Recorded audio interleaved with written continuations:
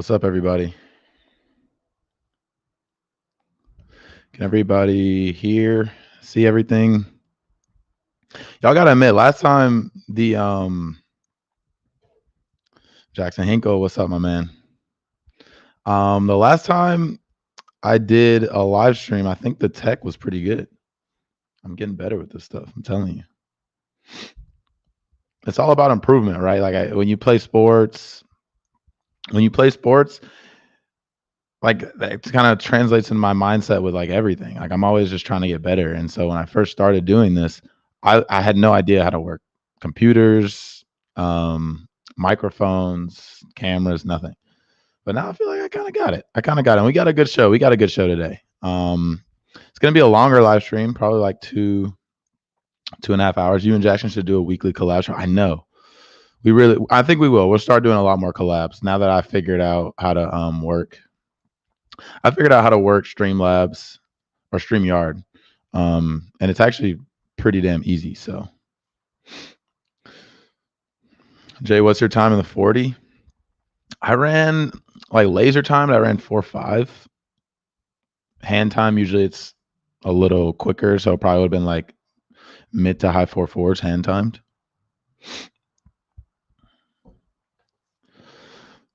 Thomas Horter, we love you, Justin. Appreciate that. Love you guys too.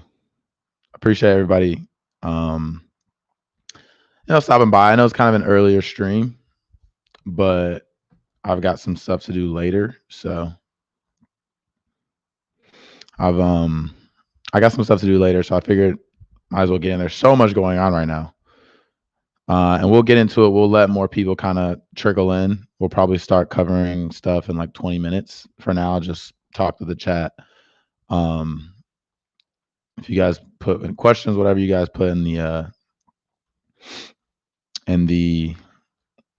chat, I'll be responding for like 20 minutes and then we'll jump into it. Just everything going on right now. I'm like, man, I got a live stream and just, because I'm kind of feeling it too. Like I was actually just hanging out with one of my friends yesterday, and friends from college. She was a diver at Northwestern, and I play football, so we knew each other. And she lives out here in LA. And so we hadn't seen each other in a while.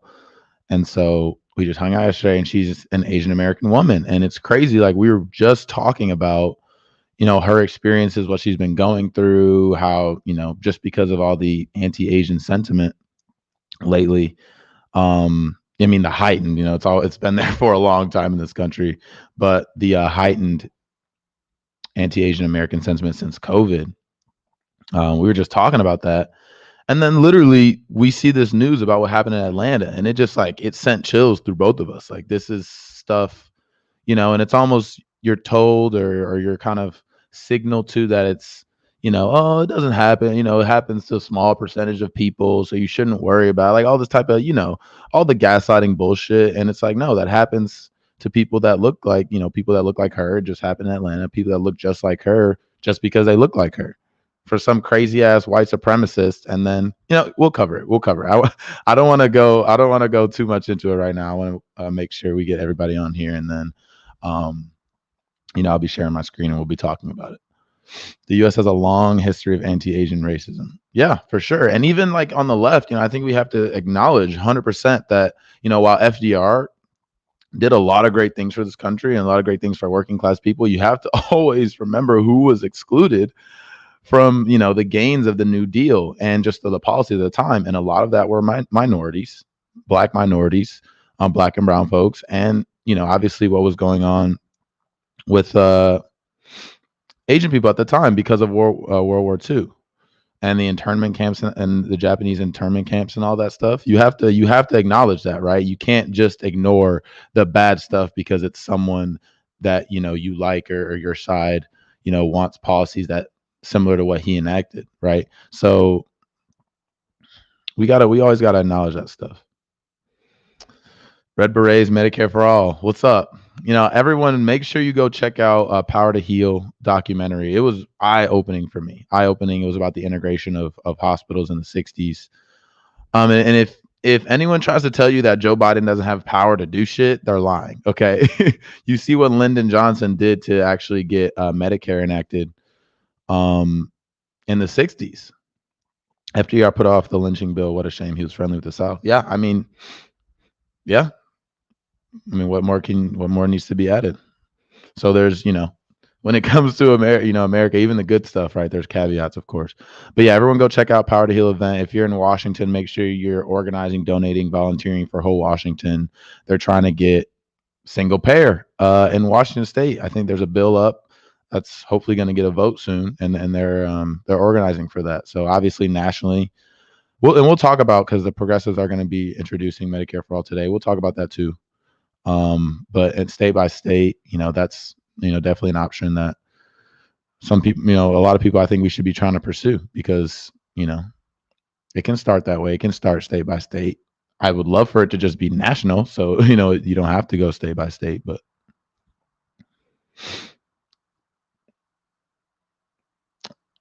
my grandchild is part Asian, starting school in a rural area, scared for him. Yeah, I mean, and that's what's messed up, is you act as a person of color, you actually have to think about this stuff and just even consider it has to run through your brain. It's a cause for stress, a cause for anxiety, and that's simply something that white people in this country, just because of the color of their skin, they don't have to deal with that. And I'm glad they don't have to deal with that. I want to get to a state where no one has to deal with that. Right. And so it's not even that we have to pull, you have to pull them down. You have to pull white folks down to your level. And that's what, like, people were talking about with, obviously, with George Floyd, and with, all the BLM protests. We don't want to pull people down and have to experience what we have to experience. We want you to understand that, sympathize with it, and then work with us to get rid of that. We need a JJ Powder blue jersey giveaway. Okay, I'll try and get that going. Dean, are you familiar with modern monetary theory? I am. I've done some research with on Stephanie Kelton, and I've seen her on podcasts, and I think it 100% makes sense. And I mean, the thing is, they've been operating on that. They act like they've been operating on Reaganomics, but when it comes to tax cuts and war, they've been operating on modern monetary theory for a long time.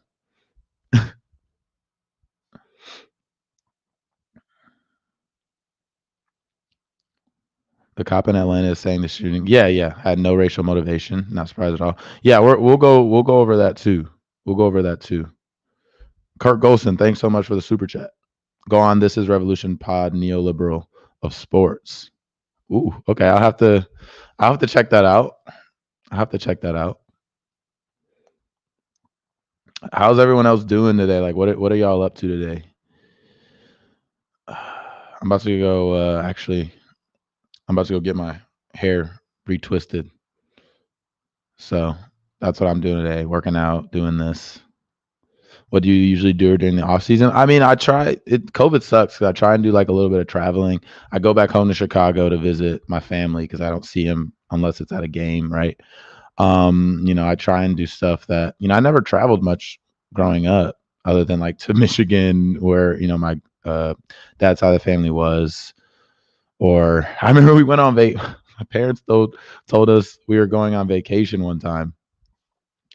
And I kid you not, we went to Central Illinois. There's nothing there. Chicago is pretty much like the only place you would actually go visit in Illinois.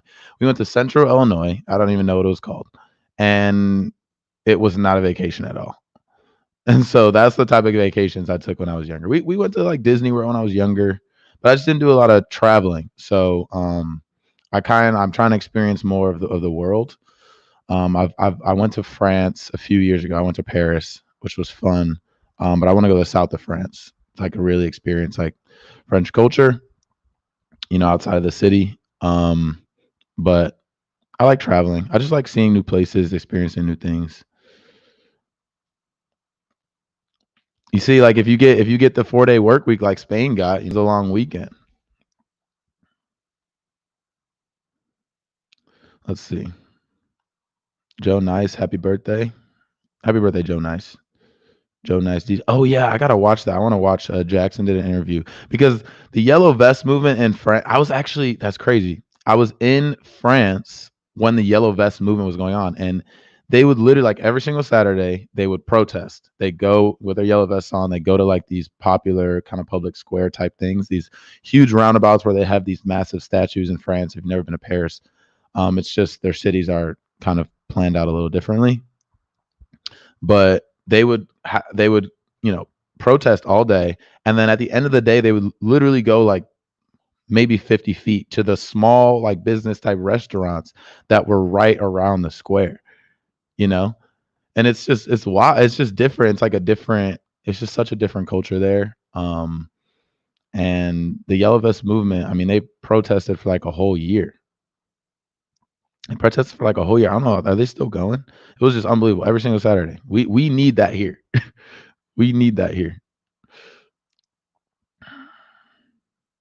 Damn, bro. Every time I log on, you're live now. I know. I like. What's up, Nico? I like doing live streams because I like just talking with y'all, interacting. The videos I put up on my channel, I think they're very informative. I try and make them very educational. I'm obviously reacting to it still, but this is a little more, like free flowing. I can talk for 30, 40 minutes on a single topic, which I tend to do. And with videos you put on YouTube, I'd like them to be shorter. People only really watch those videos for like 7, 8, 9 minutes on average. So yeah, appreciate everyone for joining in. I've been trying to catch this live. It's the usual time. I don't have a usual time yet. I try and make it because I know it's like 4 on the East Coast, and if I had more time today, I probably would have went live at like 2:30, just because I know people are getting home from work. But I'm gonna try and find a normal time. I'm sorry, I don't have one for you. Just follow my Twitter. I'll always announce it. I'll always announce it on Twitter, so just follow my Twitter. I've been trying to catch. Yeah, I already said that. Thoughts on Cuomo's future? I don't know. He really is a Trump-like figure, so I could see him just like, unless he's literally physically removed from office, I could see him. I can see him just staying in and not leaving, unless he's actually forced out. Like, he's not. I don't think he's the type of person to resign. And you saw polls that came out that still said, I think 50% of New Yorkers don't want him to resign. They don't want him to resign. And to me, that's like, that shows the brainwashing, the complete and utter brainwashing of Americans to these political figures who do nothing but legislate against them, pass policies that hurt them. Yet they just fall in love with these figures because they're brainwashed by the media. And then even after all this, not only the sexual harassment allegations, which in and of themselves are enough, but now we're not even talking about the nursing home scandal where he literally basically killed 15,000 people through negligence. I mean, it's not really negligence, it's corruption because he did it for money. But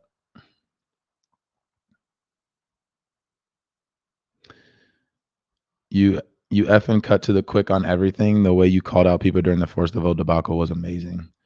Yeah, I mean, and you see, yeah, we'll talk about the progressives introducing Medicare for All legislation today. But I mean, I felt like I really wasn't trying to dunk on anyone, call anyone out like that. I'm just saying, like, okay, we're having a debate on strategy, and I just 100% think you're wrong. And so I'm willing to have this debate if you are. And we're seeing now that we're kind of being vindicated. So if you have conviction on something, and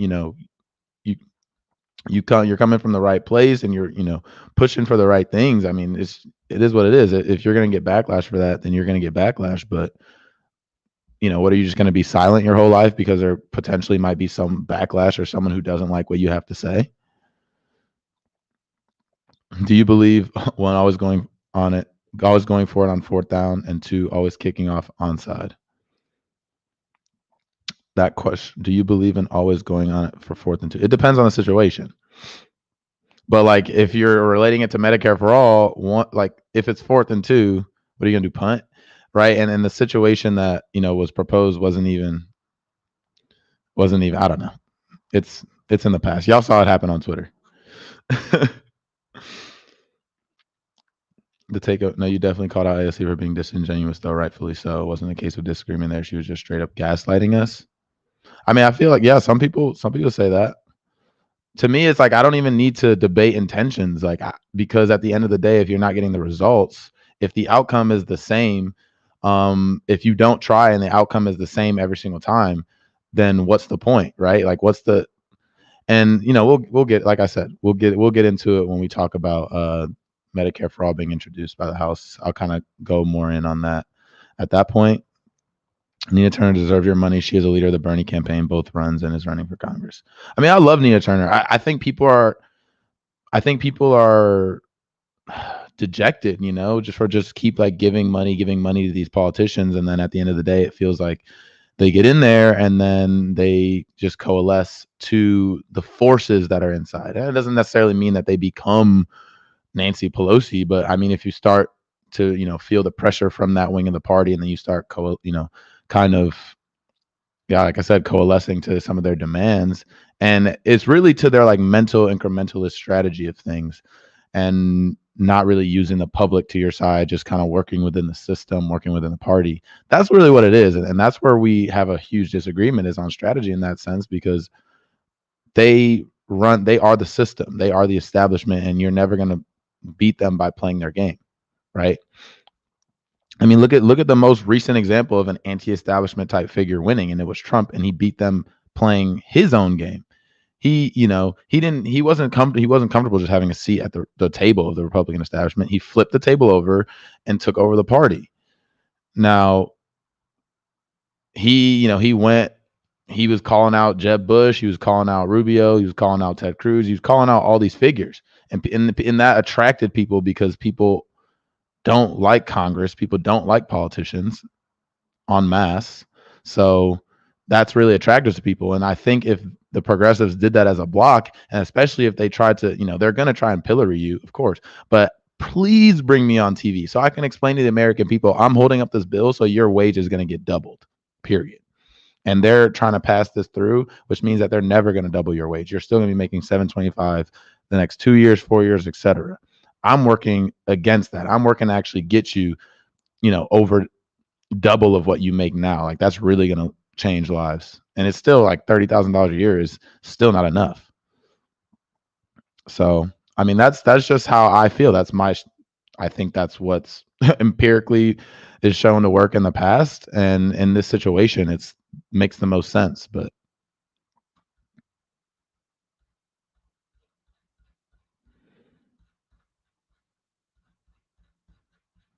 let's see. What is it, 120? As soon as this wage gets raised, this bill can pass. Literally, exactly. Exactly. Okay, what name should they call Nancy Pelosi? I mean, I'd literally read out a list of everyone who doesn't support Medicare for All, especially after a pandemic. I would just say all of them. But I mean, you can just focus on leadership, because you can say, oh, we got all these co-sponsors, et cetera, et cetera. You know what? I'm just gonna wait. I'm gonna just wait till we get into that part of the show. Look, y'all are getting me off. Y'all are getting me off kilter. We need a $30 minimum wage, to be honest. Yeah, I mean, we could have it. We could have it easily. I did a clip. I did a video on my channel about like other countries and what workers in other countries get. And I think in some of the Nordic countries, they don't even have a minimum wage, because they're all in unions and they collectively bargain their wage depending on the industry. And I think in the average salary in like Denmark is like 40 euros an hour, which is like pretty similar to dollars. Push for unionization so minimum wage is no longer an issue. Exactly.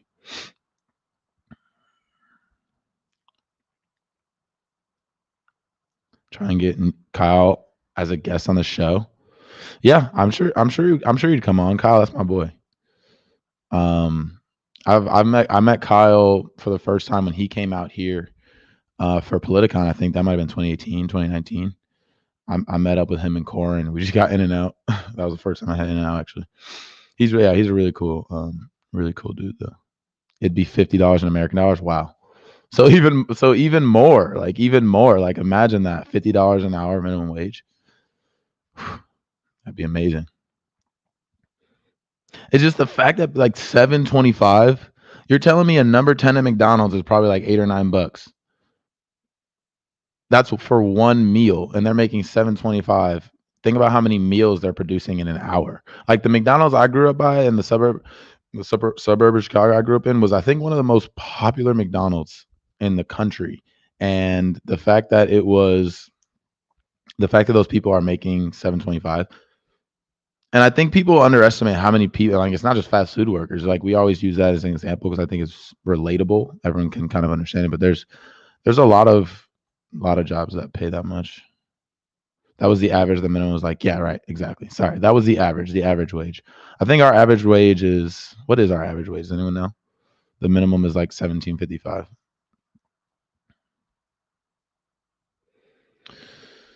Kurt Golson, thanks so much for the super chat. I appreciate it. Hit up Jason Miles at TIR Show Oakland. Matt, like TMBS was, the Michael Brooks Show was talking sports and politics. Your name came up as a guest to talk neoliberalization of sports. Oh, to talk about the neoliberalization of sports. Yeah.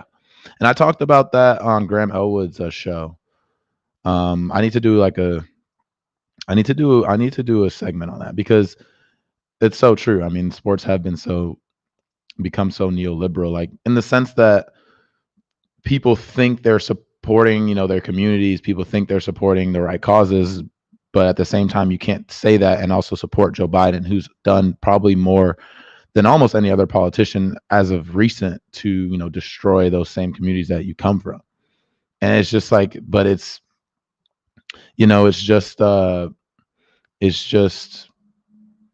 it's brainwashing, it's media consumption. It's average.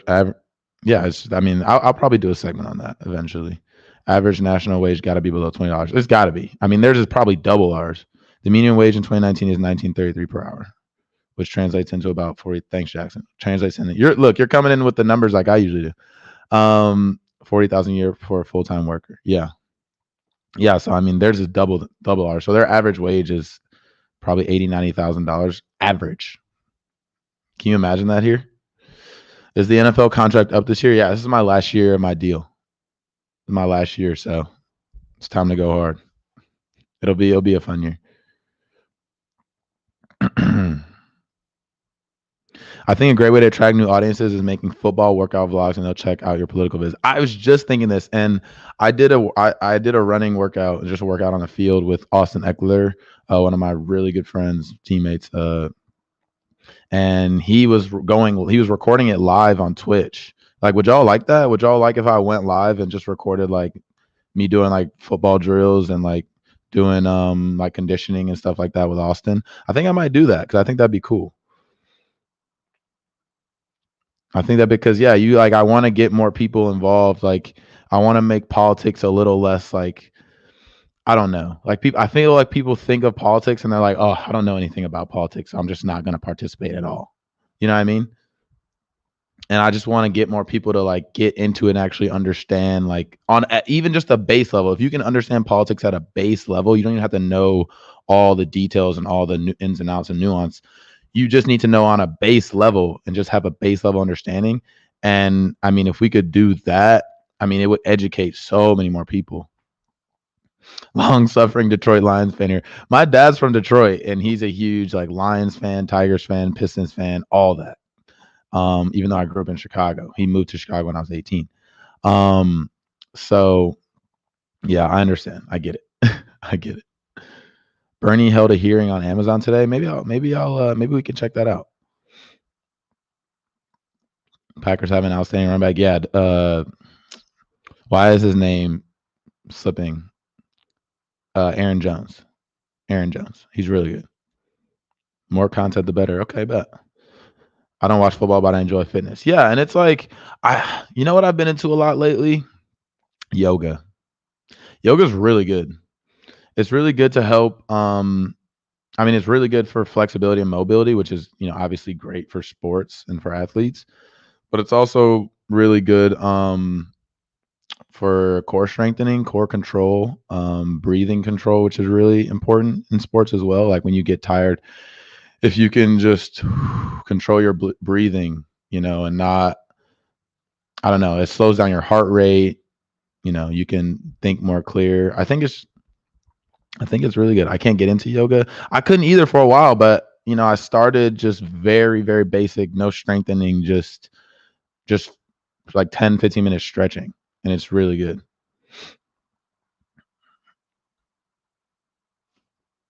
If you're a tall guy in that back, got to take care of that back. Yeah. I am like on average, I'm a taller running back. Like I'm only 6 foot, but most running backs are like between like 5'8" and 5'11", I'd say. And then yeah, back wise, football will mess up your back, and so will lifting. What kind of yoga? Just like regular, just stretching, like mobility. I literally do it on YouTube. I've done hot yoga before, and that's like that's tough. Mixing politics and pop culture posts is a good way to get views. Then you can mix politics in with the pop culture. Yeah, I see. I want to do more pop culture stuff because I want to like look at it kind of from a leftist lens. And it's like obviously a lot of the pop culture. It's not that it doesn't matter. It's not as I mean I think it's obviously dramatized and hyperbolized, but it is like kind of fun to even just know about what's going on and I don't know, comment on it, laugh about it.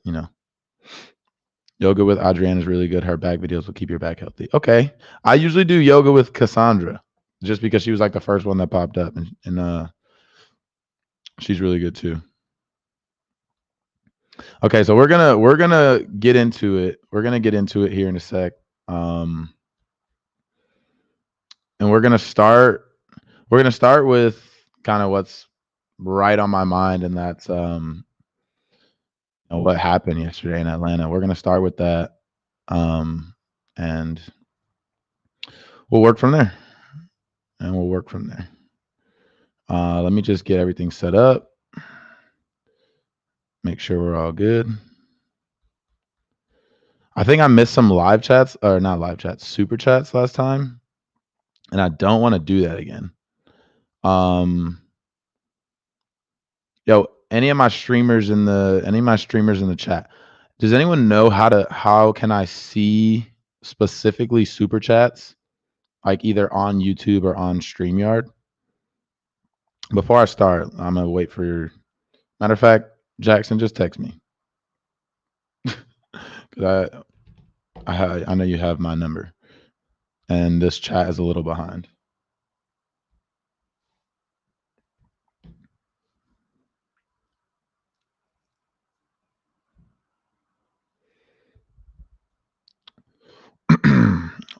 A lot of pop culture works as propaganda. It's impossible to overestimate the effect of media on how people think and what they know. That's true. I mean, just think about like Biden, right? Like I can't get over this fact. I really can't. But he was winning comfortably, primaries comfortably in places he did not even have any campaign offices. No campaign offices whatsoever. Won comfortably. And it's because the mainstream media was just pushing him. And so he already had name recognition. The mainstream media was pushing him. And people, Americans are probably the most, like, not the most, but one of the most when it comes to like just groupthink and just taking, people that are in positions of power or leaders or news people just at their word,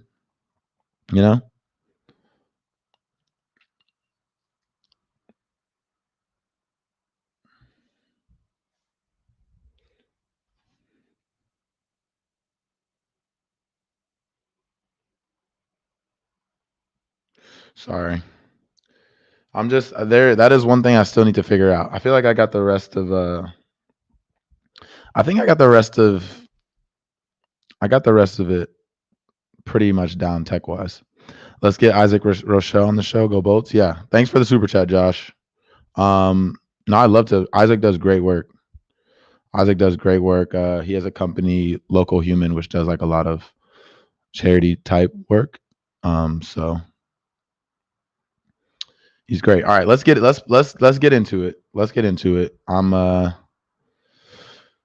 This is gonna be a little heavy. It's gonna be a little heavy just because what happened yesterday was fucked up. But it's like we haven't had something like that happen in a while. Almost, I mean, pretty much because of COVID. Thanks so much for the super chat. This is Revolution Podcast. RoboCop is a how-to guide for neoliberalism. I'll have to rewatch RoboCop. Wow, I'll have to rewatch RoboCop because I have seen RoboCop. You talking about the movie, right? I've seen it, but it's been so long, and I wasn't like kind of a leftist thinker at the time. So when you watch movies now, like without I can't watch movies without looking at it from like a leftist lens. Like even like The Mandalorian, which I really liked. I was like, even like just Star Wars in general. Like we are the empire. Like that's what the United States is. The United States is the empire, right? And like the Death Star, like destroying a whole planet. Like obviously we don't have that. I mean, kind of, we do have that military capability, but just in like one singular blast, like just destroying a whole planet. Um, I was like, I mean, that's kind of an exaggeration of what we do, but we do similar shit to that, and I think people resonate when they watch stuff like Star Wars with those people and the Jedis who are trying to like save these people. But I'm like, you understand, like in real life, we are the empire and we need people to like save those people from us. Like I can't watch movies without looking at it like that. Like I try still to enjoy them, but it's tough. It's almost like, that red pill, blue pill with the Matrix. Like you just can't see the world differently um, after you like take that pill or after you kind of take off the blinders. Jay Bird, appreciate the super chat. So excited to see where this goes. Good luck. Originally from your neck of the woods, Naperville. Live in New York City now. Naperville. Wow. Yeah. Naperville was like 20 minutes away from me growing up. Naperville was different though. Naperville was a very wealthy suburb. I'm sure there were like not as wealthy parts of it, but as a whole, it was very, very wealthy and it was huge too. There's like a bunch of schools there. This is Revolution. Thanks again for the super chat, man. George Lucas wrote Star Wars as a grand narrative for the Vietnam War. Wow, I didn't know that. There's a great book called Welcome to the Rebellion that talks about it. I'll have to check that out. I did not know that. Wow. That makes sense, right? It makes a lot of sense. Okay, let's jump into it. Appreciate everyone being here. We've been live for 32 minutes already, man. This goes by fast. Okay, let's get into it. So I'm sure everyone has kind of is aware of what went down recently. Oh shit! Wait, where did?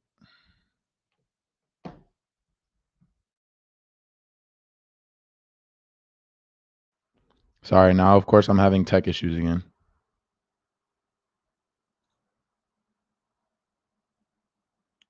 Hold on, everyone. Hold up. Give me 2 seconds and then we'll start. Now, of course, I have like two freaking people in here. Okay, that's fine. Okay, give me 1 sec. I promise y'all I'll get this fixed.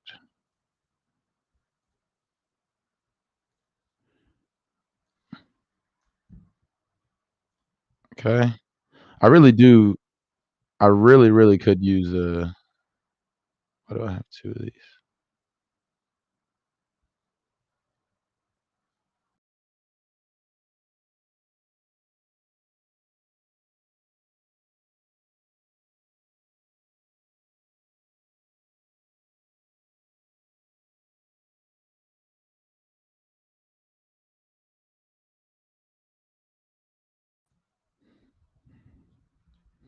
Let me get to these super chats real quick before I miss out. I don't want to miss anyone's super chat this time around. One Glove Entertainment, thanks so much for the super chat. It's tough watching any show or movie after hearing some of the stupid neo-lib BS Hollywood actors say and who they choose to support. Yep. I'm with you, man. I'm with you. Okay. Now I think we're good. I think we're good now. Let's see.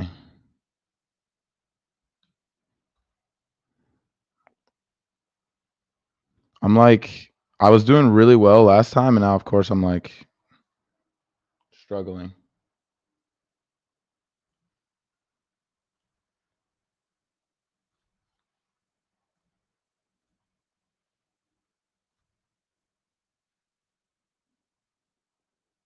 Sorry, give me a few more minutes.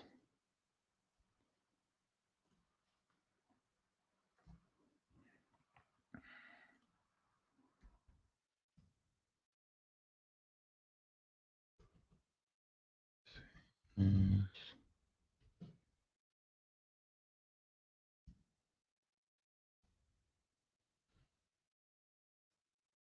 Okay, here we go.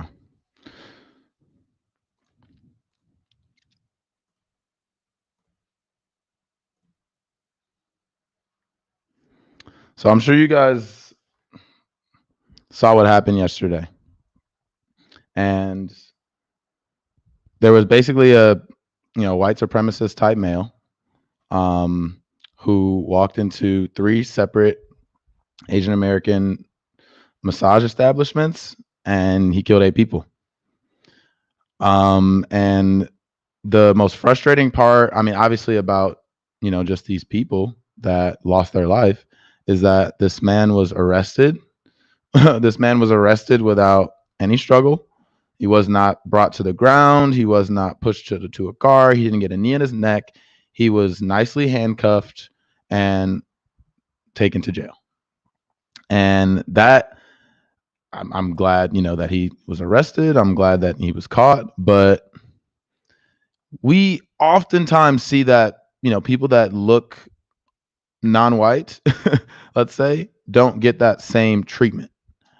And that's frustrating as a black man to see that, particularly after what we went through last year. And how, much,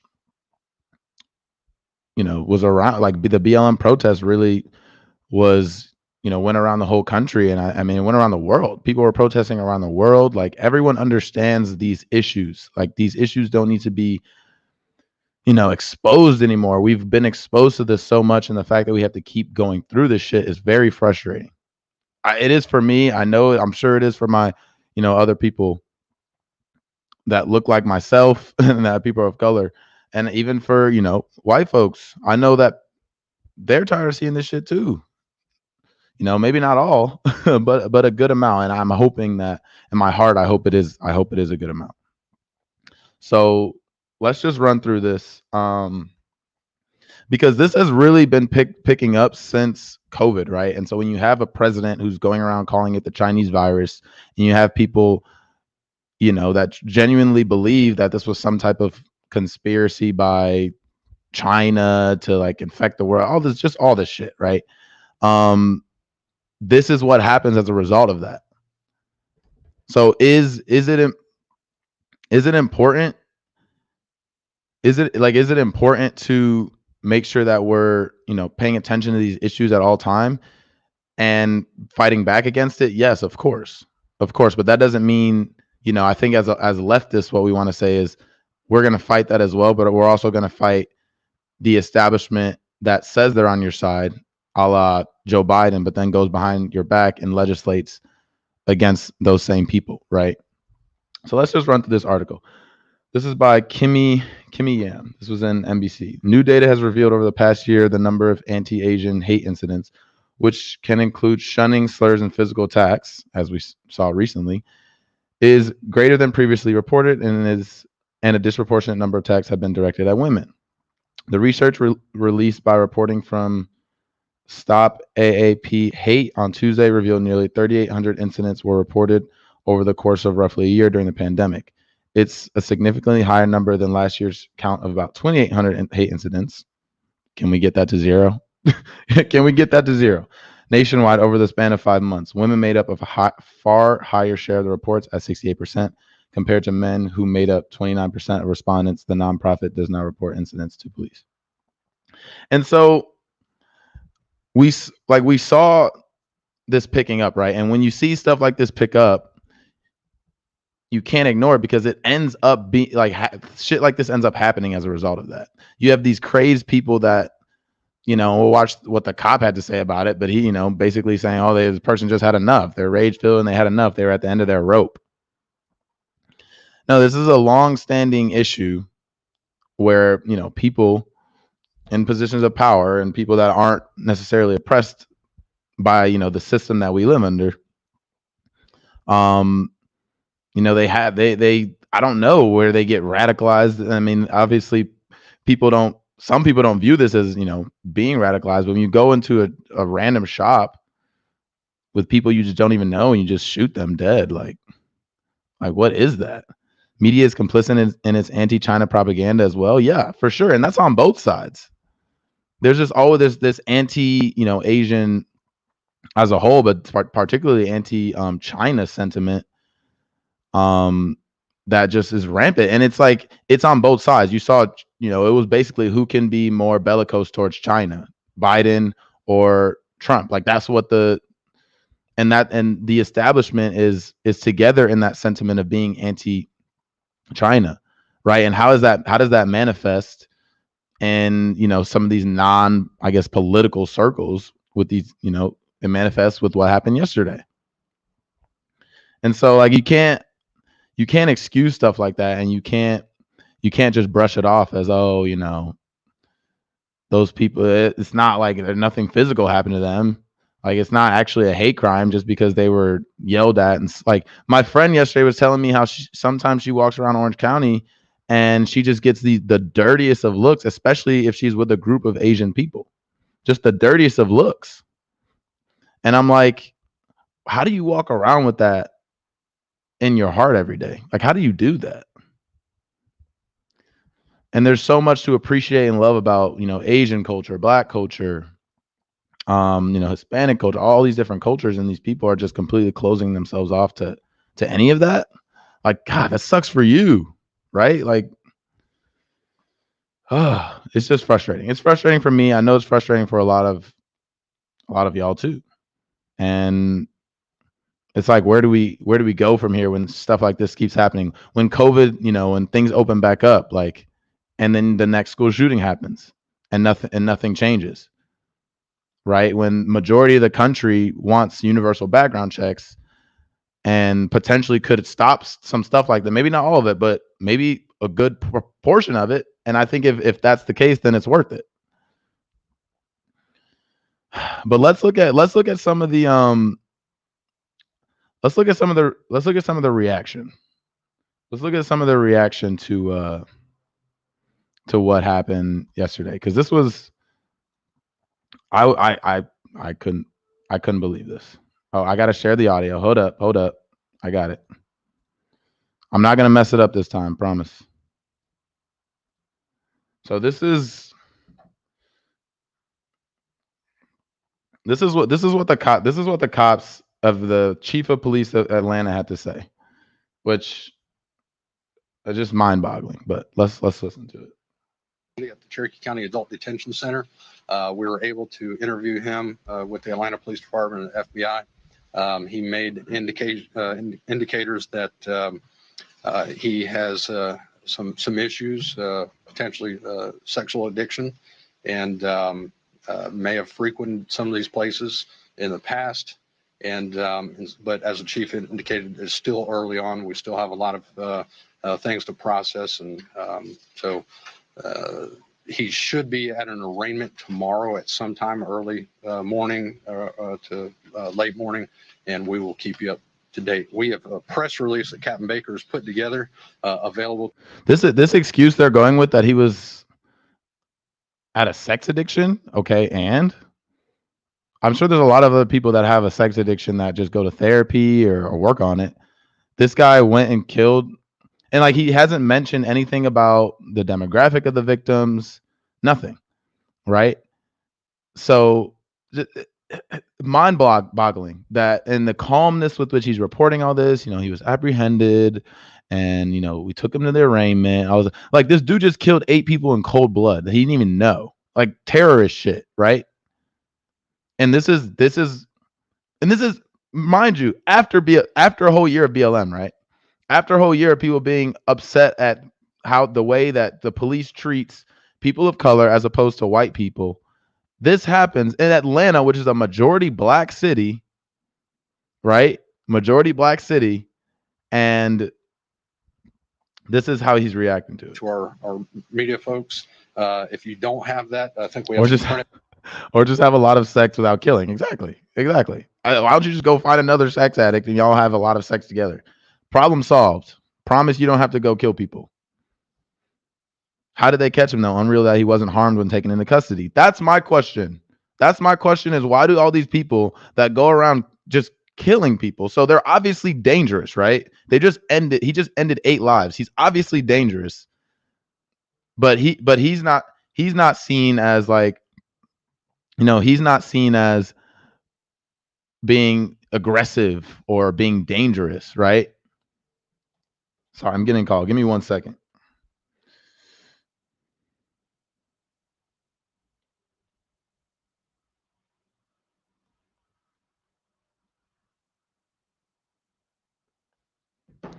I swear I need like an assistant, bro. I need like an assistant because I just got my food. Like I get food. I have to eat a lot more than I like. I'm not a great cook. So I have like this food delivery service and I'm like in the middle of a live stream and he's like, I'm about to deliver your food. I'm like, shoot. Okay. Copies that he'll be happy to give to you. I'm happy to answer any questions that you may have at the moment. So are you saying, when you talk to the suspect, he says he has a sexual addiction issue, but I'm sure you asked him, was this racially motivated? As the chief indicated, it's still early, but the indicators right now are it may not be. Right. This can you believe this? Can you believe that? Is it racially motivated? He just went to 3 separate Asian American establishment and killed 8 Asian American women. Is it racially motivated? He's like, oh, but I don't know. Maybe like it might be racially motivated. It might not be. Yo, the amount of gaslighting it takes to say that on national TV as the national press, right? Everyone's paying attention to this story. This is what he says. Patterns don't exist. And that's the thing that always gets me is that when it's a person of color and there's some type of crime committed, somehow they're representative of the whole population, right? But when it's this crazy white man right here, this crazy white supremacist, white male, he's just, he has some type of mental, there's some aberration that he has like mentally, or he has a sex addiction, or it's this or it's that. No, it can't be that he just was a white supremacist that wanted to go and kill Asian American women just because that's what they look like and he had some type of vendetta out against them. Right? Maybe targets of opportunity. Again, we believe that he frequented these places in the past and may have been lashing out, and part of that is may have been lashing out. Lashing out. He's saying like he like hit some people or something, or he had like some type of emotional breakdown. No, he killed people. That's not just lashing out.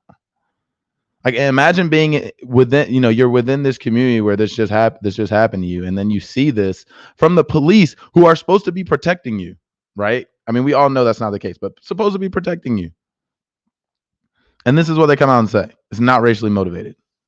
Come on. There is a sexual addiction issue rather than a racial profile. During our interviews, we asked that specific question, and that did not appear to be the motive. Yes. Thank you. They asked him. They're the police. They're supposed to be investigators, right? They're like, nah, he said it wasn't racially motivated. So at this time, we don't think it's racially motivated. Bro, what? I'm honestly speechless at this. Like, this is wild. This is wild that he just said that. That's like, I don't even know what to compare that to. I don't even know what that to compare that to. Like we asked these pharmaceutical companies if they were, pushing these pills to get people addicted so they could sell more money and make more profit. They said they weren't doing it, so they weren't doing it. What? Since when do you believe someone who just committed a crime who says that you obviously saw it with your eyes, you have eyes, you can see, that you just believe them when whatever they say? That's mind-boggling to me. I mean, it's really not, though, right? It's really not if you understand cops in this country. Justin, have you ever watched the police interview with Dylan Roof, the church murderer? The police spent the interview trying to defend him and give him excuses. I mean, I'm not surprised. You have to understand the origins of the police, right? Like the origins of the police, the roots are in the slave trade. And then you move throughout time, and there's been a lot of reports that there's like literal gangs within policing precincts, like literal gangs, actual gangs where they have like tattoos, and like you have to like, I don't know if you have to like kill someone to like actually be like in the gang or something, like literal gangs. That has been discovered. So these people we're giving them money to police and protect and do serve the community. But I mean we all understand and see America and see policing in America for what it is. So Asian hatred is for real right now. It is. I mean, look at what just happened. I hear it all the time from right wingers around me. We have Trump to thank for that. It's truly sad. And it's not. It's more than just Trump. It's more than just Trump. It's been around for a while. Did he exacerbate it? Sure, of course he did.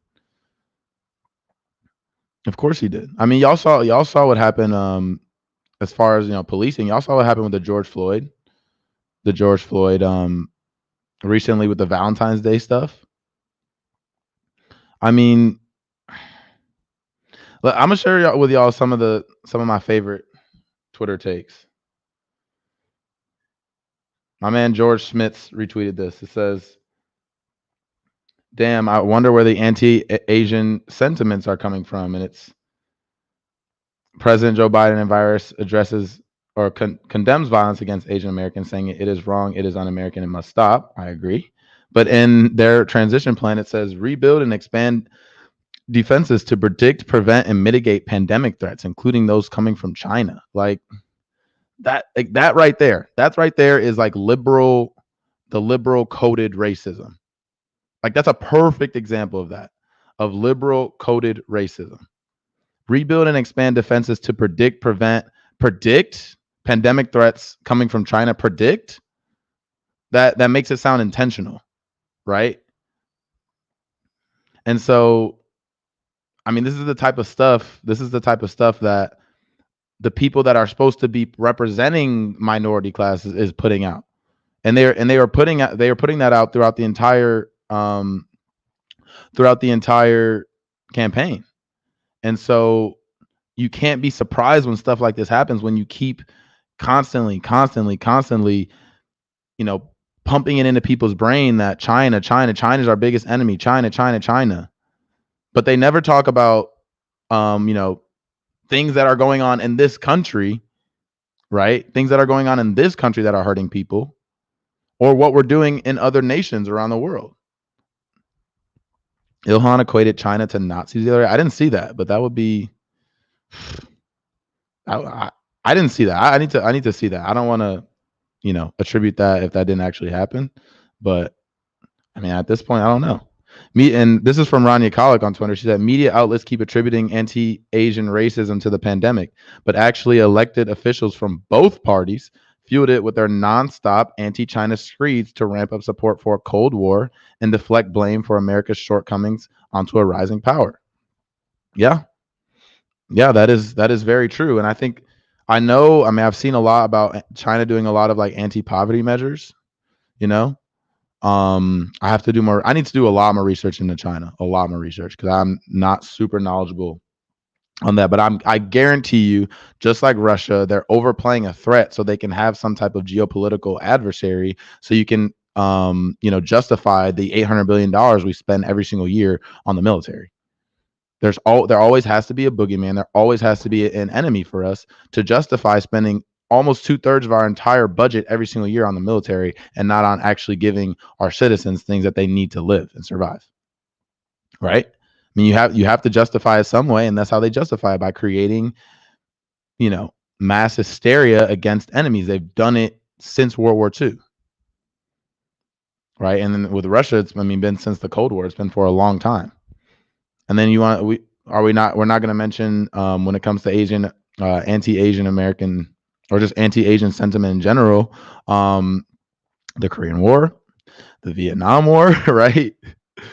Domino theory, stopping communism around the world. And the way you stop horrible things from happening, of course, is to go to their country and completely bomb it to smithereens, because then they're going to be so grateful and thankful for all the help that you gave to them, right? I mean, that in and of itself doesn't make any sense.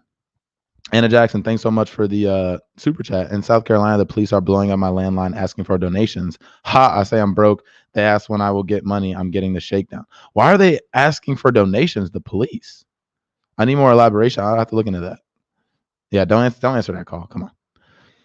Hannah Sir H, thanks so much for the super chat. Our society has a gigantic trauma problem, and it manifests in many ways. This is one of them. Yo, and the reason is because we never address traumatic things that have happened to us. And especially as millennials, I know we're very affected by our parents, Gen X, and they're affected by the boomers, which in my opinion, as a whole, not all, but on average, probably the worst generation. And so we're taught at a young age to never talk about trauma, especially in minority communities. Don't, mental health is stigmatized, like internalize all your trauma. And then how does it manifest? It manifests, obviously on a very extreme scale, like what you saw yesterday, but on a smaller scale, just in your relationships, your everyday life, like everything, just everything. And it manifests in horrible ways in this country. It manifests in drinking addictions, drug addictions, all that shit. Just tagged you on the tweet. Okay, thank you. Justin, did you say the police captain say the terrorist just had a bad day? Oh, right. I did want to show that. Hold on. I think I might have that queued up. Give me a sec. That is what I wanted to show. Yeah, he said he had just had a bad day. You know what I do when I have a bad day? What I do when I have a bad day is like watch one of my favorite shows and just like, not think about the world. What this guy does in his bad day is he goes to, 3 Asian American establishments and kills people. Let me find that. I think StreamYard. Do not make me hit share audio every single time I want to share audio.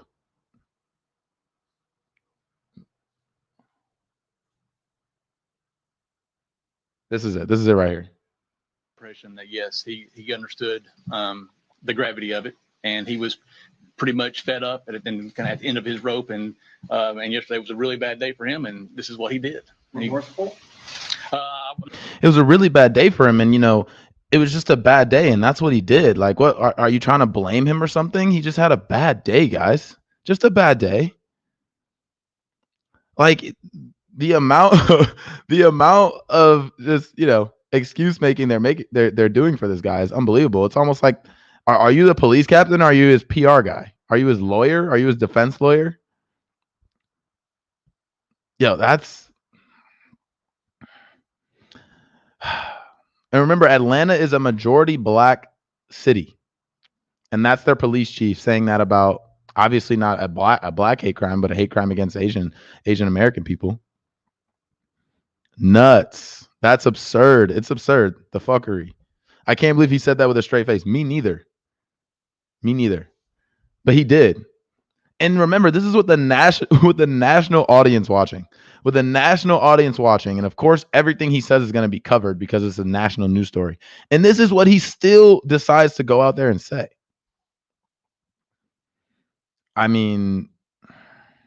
Look, I never want to lose hope completely, but this is one of those events which makes you feel like, are we advancing as a country? It kind of seems like as a country and as a human race, we're devolving. You know? So let me see if there's anything else I wanted to share with you guys on this story. We're gonna jump into another racism right after this. Yeah, I think that was pretty much it. Let me catch up on some super chats if I missed them, and then we'll jump into our next story. You're gonna want to stick around for this one because we're gonna be covering Steven Crowder.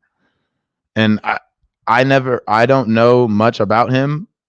I know, he's in the right-wing media spaces and stuff.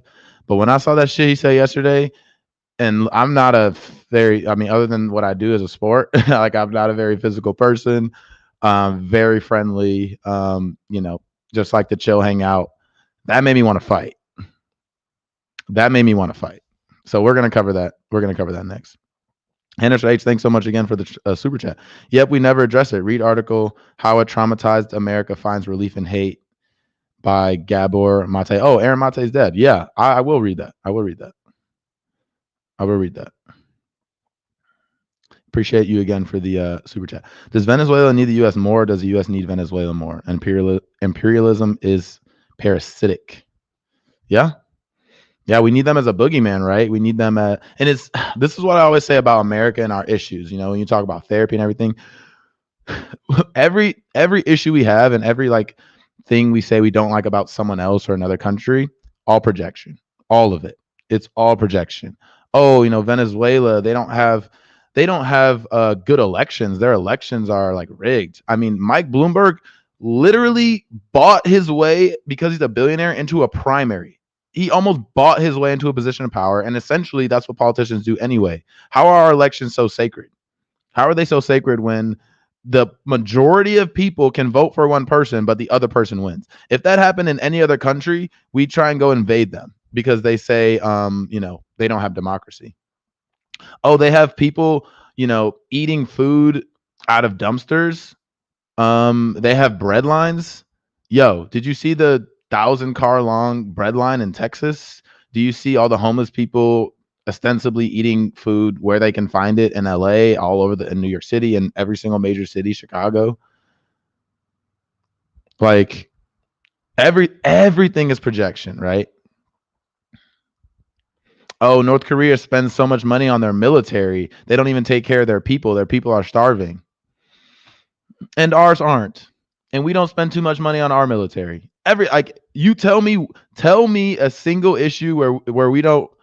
Look, I need to get a charging case for my Power Beats, because I don't like these and they never stay in my ear.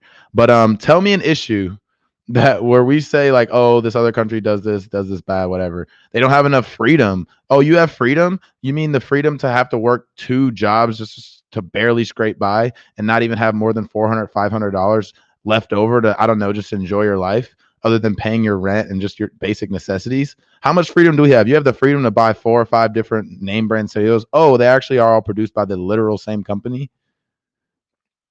There's no freedom of information. Every single news agency or news, production is owned by 5 or 6 different companies.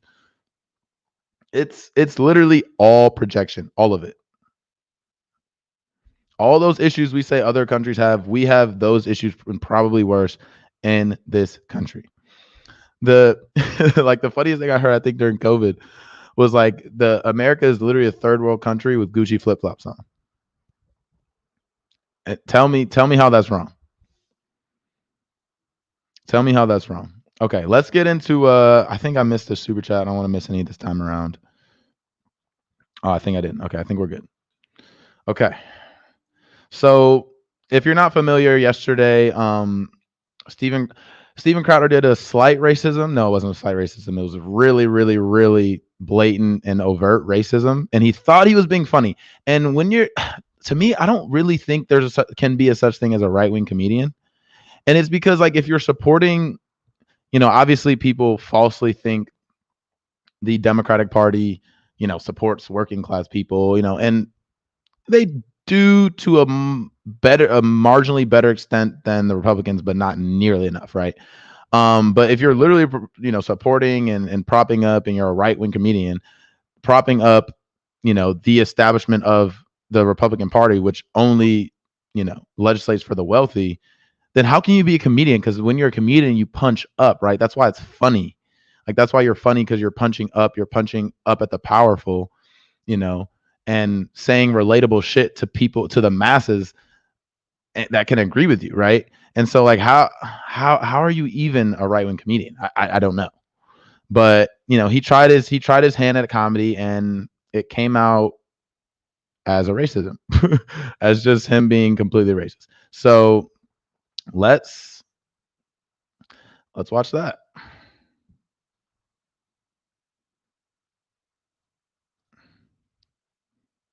And there's just so many ways to just break down like every single point they make is so flawed too. Like, even when they're talking about policy, it's just completely flawed. Crowder isn't a comedian. Well, he thinks he is. Of course he's not, but he thinks he is. But they did. And $5.2 billion are being allocated exclusively for colored farmers. Farmers of color. Roll the tape. We begin today's show. You see how he just tried to slip in just a complete racist trope. Colored farmers. Farmers of color. Oops. I accidentally said colored farmers. That was an accident. I meant to say farmers of color because that's PC and that's right. Bruh, like, one, like, how do you even think that's funny?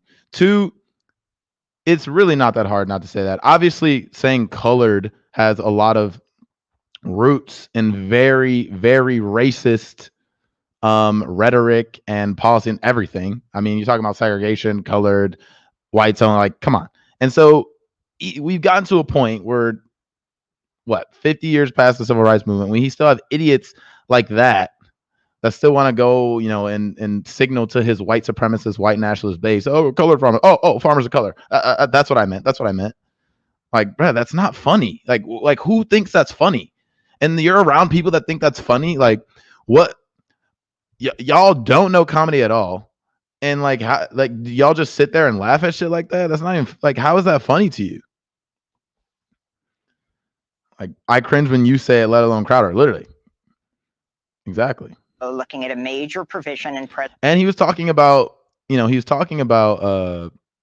black farmers and I think Department of Agriculture allocating a certain amount of money towards black farmers exclusively, and we'll find out later on in this clip, and I'll talk more about that. President Biden's $1.9 trillion COVID relief bill that aims to address decades of discrimination against Black, Hispanic, Native American, and Asian American farmers who've historically been excluded from government agricultural programs. The American Rescue Plan sets aside 10.4. He says, do you have receipts on that? Yes. There's this thing called Google, and there's plenty of receipts there, because even under the Obama administration, which is why he's having to do this, Biden, particularly because he picked Tom Vilsack, who was someone that black farmers did not want as I think it's the Department of Agriculture head. There was calls from black farmers for him not to be, a part of the administration, because during the Obama years, black farmers received, I think it was like less than 5% of the funds, the subsidies that were given out by the Department of Agriculture in the Obama administration. So yes, there's plenty of receipts on that. Why don't you just, I don't know, look it up, idiot? Like, and are you trying to act surprised like black business owners in general and black farmers are not excluded, miss out on funds from the federal government at a disproportionate rate? That's easily researched, easily discoverable. Your dumbass just doesn't want to actually take the extra effort and look outside your own worldview. And just the white people that you hang around, the racist white folks you obviously hang around and laugh at this shit about. It's easily discoverable. You just don't want to see it. $4 billion. And it's so funny that they're always like, oh, the liberals are the snowflakes. They're the snowflakes. They always get hurt by everything. Bruh, $5 billion, which doesn't even come close to making up for, the slights that have been given to these communities, especially minority farmers, as opposed to white farmers. Someone says black farmers and their descendants are still owed reparations. Fact. He's trying to act like this isn't a phenomenon, like this isn't something that happens. It's funny to racists. It's funny to racists like a kid thinks saying a swear word is funny. Exactly.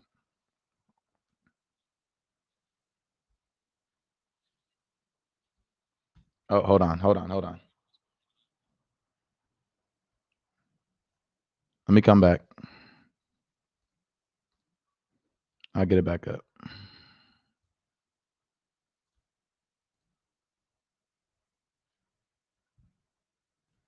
$1 for agriculture support and allocates about half the funds to farmers of color who are, quote, subjected to racial or ethnic prejudice because of their identity as members of a group. He says, what? Racism exists in America? Like, this dude went to a time warp to, like, I don't know. When did racism not exist in America? Like when they actually first landed? Well, no, because then they were still being racist towards the Native Americans. This man's like, what? Racism exists? Yeah, buddy. If you hang around, I don't know, anyone that's not white and ask them their experience in this country, you'd probably find that out. Rip racism 2016 and 2020, literally. He said, what? Keep being reactive. What? Fucking idiots. Quote. The U.S. Commission on Civil Rights confirmed as long ago as 1960. And look, I'll always say I'll talk to anybody, Republicans, anybody, libertarian, whoever. But when it comes to people that are just openly, overtly racist and white supremacists, I don't know if we're going to be talking a whole lot. The U.S. Department of Agriculture discriminated against black farmers, but little was done to address the problem. 100 years ago. Oh, so now he don't even know math. Now she said 1960s. He said 100 years ago. This man's time is all messed up. That was 50 years ago, and that's not that long considering my grandparents were, young during that, and there's people that were, in their 20s during that still alive. Like 100 years ago, we're acting like we have to, make up for things that were done 100 years ago. Yeah, there's a lot of making up to do for the shit that's been done the past 400 years. It's literally some people's parents. Yeah, exactly. So it's not 100 years ago. Stop being a dumbass and acting like that's so long ago and that there's nothing that still needs to be done because of that. Yeah, most happy about the new policy. These people. So yeah, I'm gonna buy a plow, man. I'm gonna plant that corn. Go get a John Deere. Barack Obama, mother. I'm the president of plowing that ass. You. I thought the last. Bro, look at him. What a fucking depressing human being. What a depressing, sad excuse for a human being this person is. Yeah, it's so cringy. It's not funny. Your impersonations suck. Okay? Your impersonations suck. And the fact that you think this is some type of like someone like myself is not even gonna get offended by this, like for real. I'm really just I'm gonna be upset, of course, but I'm just gonna laugh at it because it's dumb. It's not funny. It's outdated. Your comedy routine is outdated by like 20 years, buddy. So, keep trying. Like it's not working very well for you, comedy wise, but I'm sure you're just getting a lot of money. He's probably just getting a lot of money from his, white nationalist, signaling to his white nationalist base to make sure he keeps them on so he can make money from it. 20 years, try at least 40. Yeah, I don't even look. I probably wasn't even alive when shit like that was actually funny. And it probably it definitely shouldn't have been funny at the time. But come on. Best thing they would want to do is be farmers. Wasn't that a big problem Yeah. for hundreds of years? Yeah. Isn't that why Arsenio Hall called himself the urban man's Johnny Carson? I think so. Yeah, I don't know. Yo, this is next level racist. Like this is next level. This man saying, "Oh, they're they want to be farmers still? Like weren't they slaves picking cotton before? Like why would they still want to be farmers?" Like has no historical knowledge of sharecroppers and actually transitioning off slave plantations and how a lot of people still didn't have any money, didn't have anywhere to go, so just had to work the farm. And some people actually got to a point where they can own their own farm, and then they still get discriminated against by the government when it comes to subsidies, stuff that, you know, white farmers have no problem getting access to. And he's like, oh, they still want to farm. Do you not want to eat? Do you not want to eat food? That's like when people are like making fun of fast food workers. Well, your ass is at the fast food restaurant. You're at the fast food restaurant getting the fast food. So why are you making fun of those people that are making you the food that you're enjoying? God, these people are idiot. Like the fact that people listen to someone like this and actually think anything coming out of their mouth is worth a shit, really, to me, is astounding. Oh, I don't know. Are people lining up out in the middle of cornfield, Iowa for new dunks? How would you prove?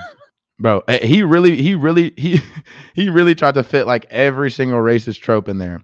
As if right now, white people aren't wearing dunks and Air Force Ones at a higher clip than black people. It's the same thing they try and do with drugs. As if white people don't use and abuse drugs at the same clip as black people.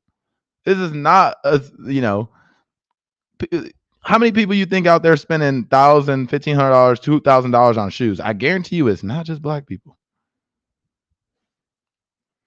This, by the way, like, how would you prove that you've been discriminated You don't against? have to. You just say.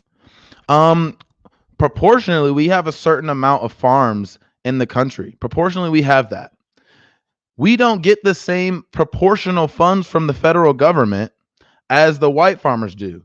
Therefore, we are being discriminated against disproportionately. That's how you prove it, you fucking idiot. Bro, like this has to be a comedy skit, right? Or like a parody skit.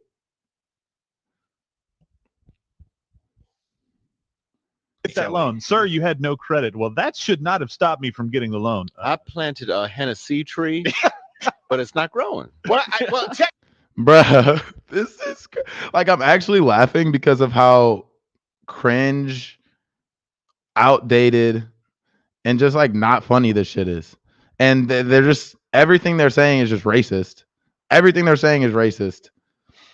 I planted a Hennessy tree. It's like anything that black people. Oh, hold on. We're acting like black people are the only race that have any type of alcohol issues. No, that's literally the entire country, and probably disproportionately white people anyway.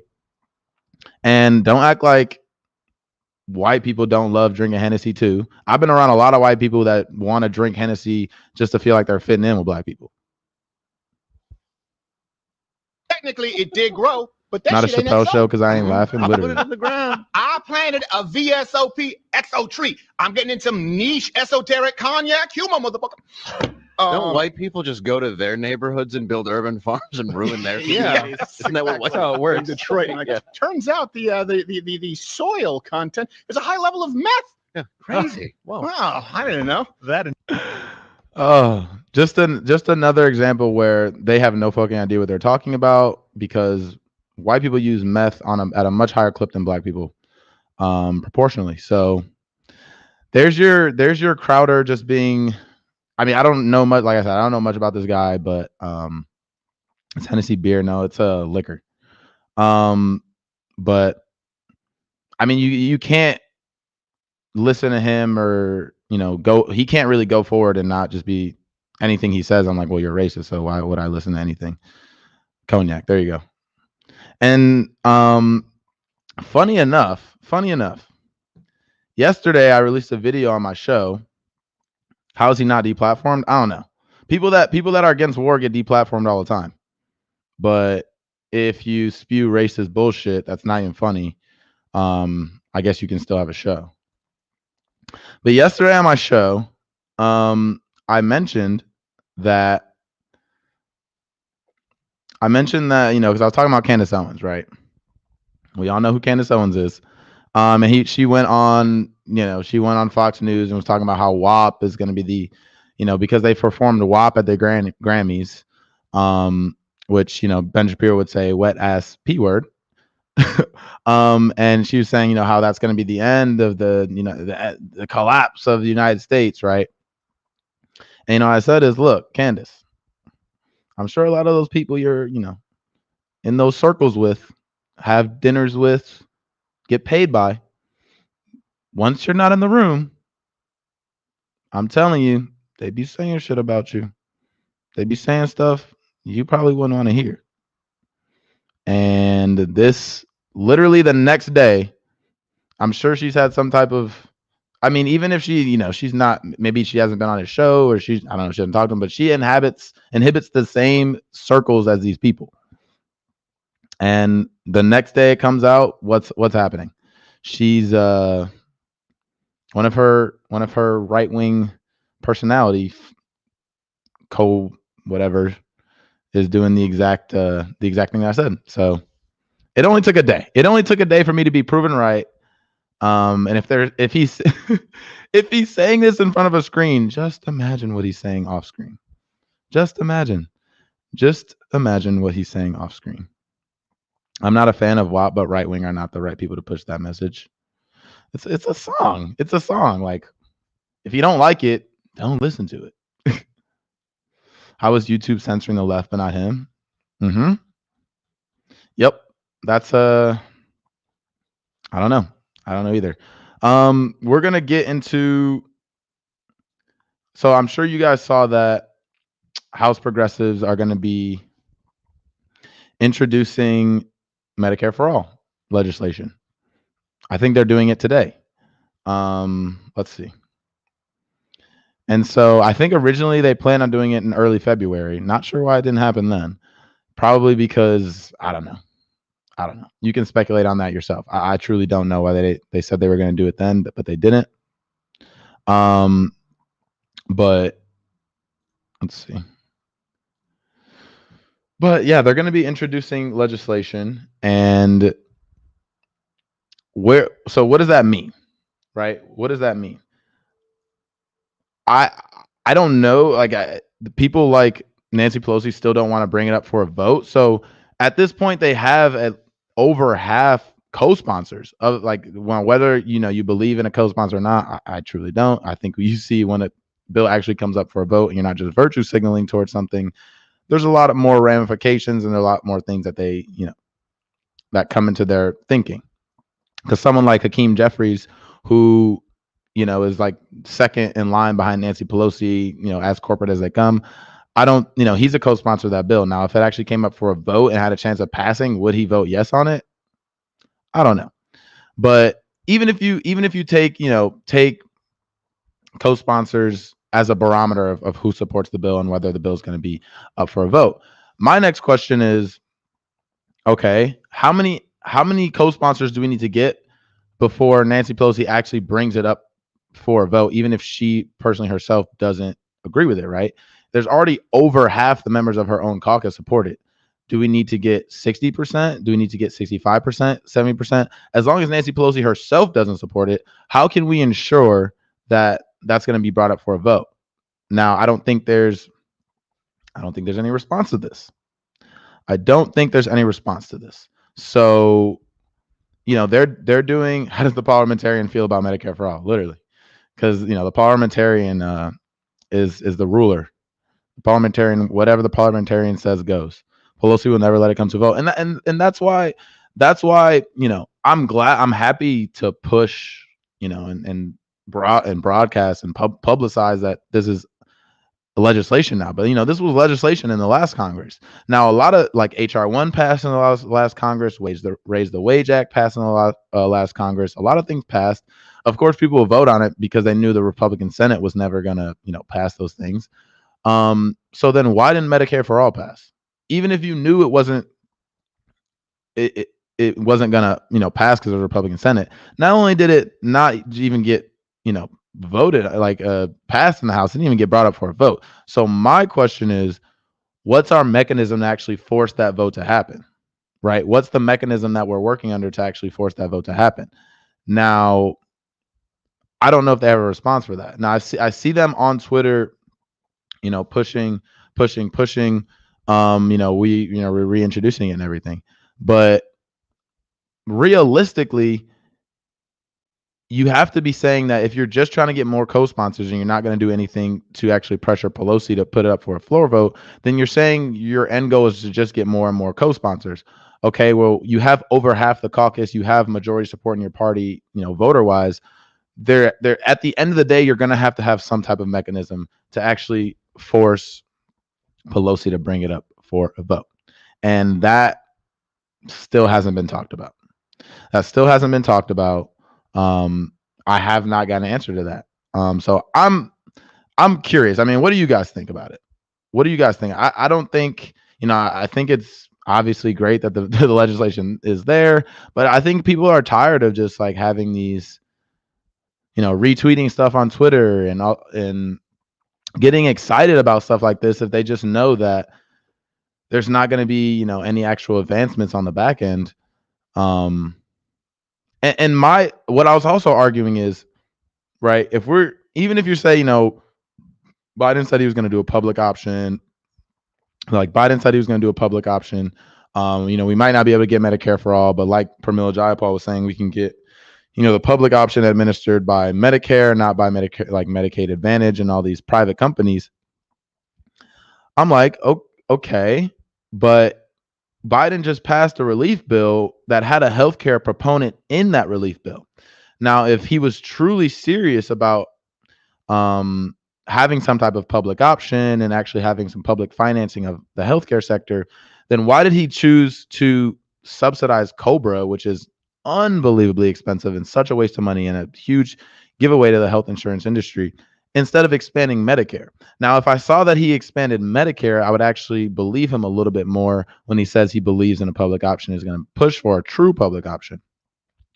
My question is, if we were going to push Biden left and there was going to be any chance of, y'all actually using your leverage to, get more advancements on what you want, then why did that not start with the relief bill? Why did that not start with Bernie's plan to expand Medicare instead of Biden's plan to just give billions of dollars to the health insurance industry? And so why are you continuously believing these people at their word? They're not good faith actors. They're obviously bought and corrupted. And just because you're in the same party doesn't lessen that fact at all. And so they have no plan because they don't really want it. And to me, what I always said was, at the end of the day, the intentions, it doesn't really matter. Now, whether you say their intentions are good so you don't want to be donating to them anymore, I understand that. I understand that sentiment. I understand that people feel that way. But at the end of the day, nothing with the situation with Pelosi does not change at all. The situation with bringing it up to a vote on the floor does not change at all. That doesn't really matter how many co-sponsors you get on that. There's already over half. If there's over half of co-sponsors on any bill and the majority of the party supports it, why would you not be okay with putting hella pressure on someone like Nancy Pelosi to bring it up to a floor for a vote? Majority of your caucus supports it, even if you don't, right? And so Cobra is like burning money for no reason. Cobra is indeed complete trash, right? And so that's where I'm at on this situation. Like, I don't know. I don't know how much, like, and if I'm saying if they had those hearings in 2018 and they heard those people telling their health insurance nightmares, bankrupting them, almost causing them to die, making them lose their I know one woman, I think she had lost her ability to I don't know if it's move or like some like really traumatic, because she was rationing her insulin, I believe, because she had a child. If they can hear that in that hearing and still not support or not co-sponsor or not whatever a bill like Medicare for All, they're not in it for the right reasons. It's disingenuous, and you can't take them at face value that they actually support and want betterment, of the healthcare sector, because they don't. And there's no evidence that they want that. And so you can't just ask for these things. You can't just ask nicely. You're going to have to force it. What's the vote to force it? Or what's the plan to force it? But Justin, if we give people healthcare, how the hell can we convince them to join the military? Exactly. So that's kind of my opinion on the Medicare being introduced. I know they're going to try and make a big push for it. I see them all tweeting about it. And I agree, like everything you say in your tweet, I agree with. I 100% agree with all of it. That's why I'm a huge activist for Medicare for All. Joe Biden just took $67 million from the health sector in 2019, 2020. He will veto, veto, veto. Right. But when are we going to start calling Joe Biden out for that? We just went through, like, if they aren't immediately co-sponsoring or pushing this legislation immediately after we just had a pandemic where over 20 million people lost their private insurance that they love so much through their employer, which was what I was told in the Democratic primary. If we just went through that and they still don't support that policy, I don't know how in your brain you could still take them as a good faith actor and not want to just go all out in some type of campaign against them.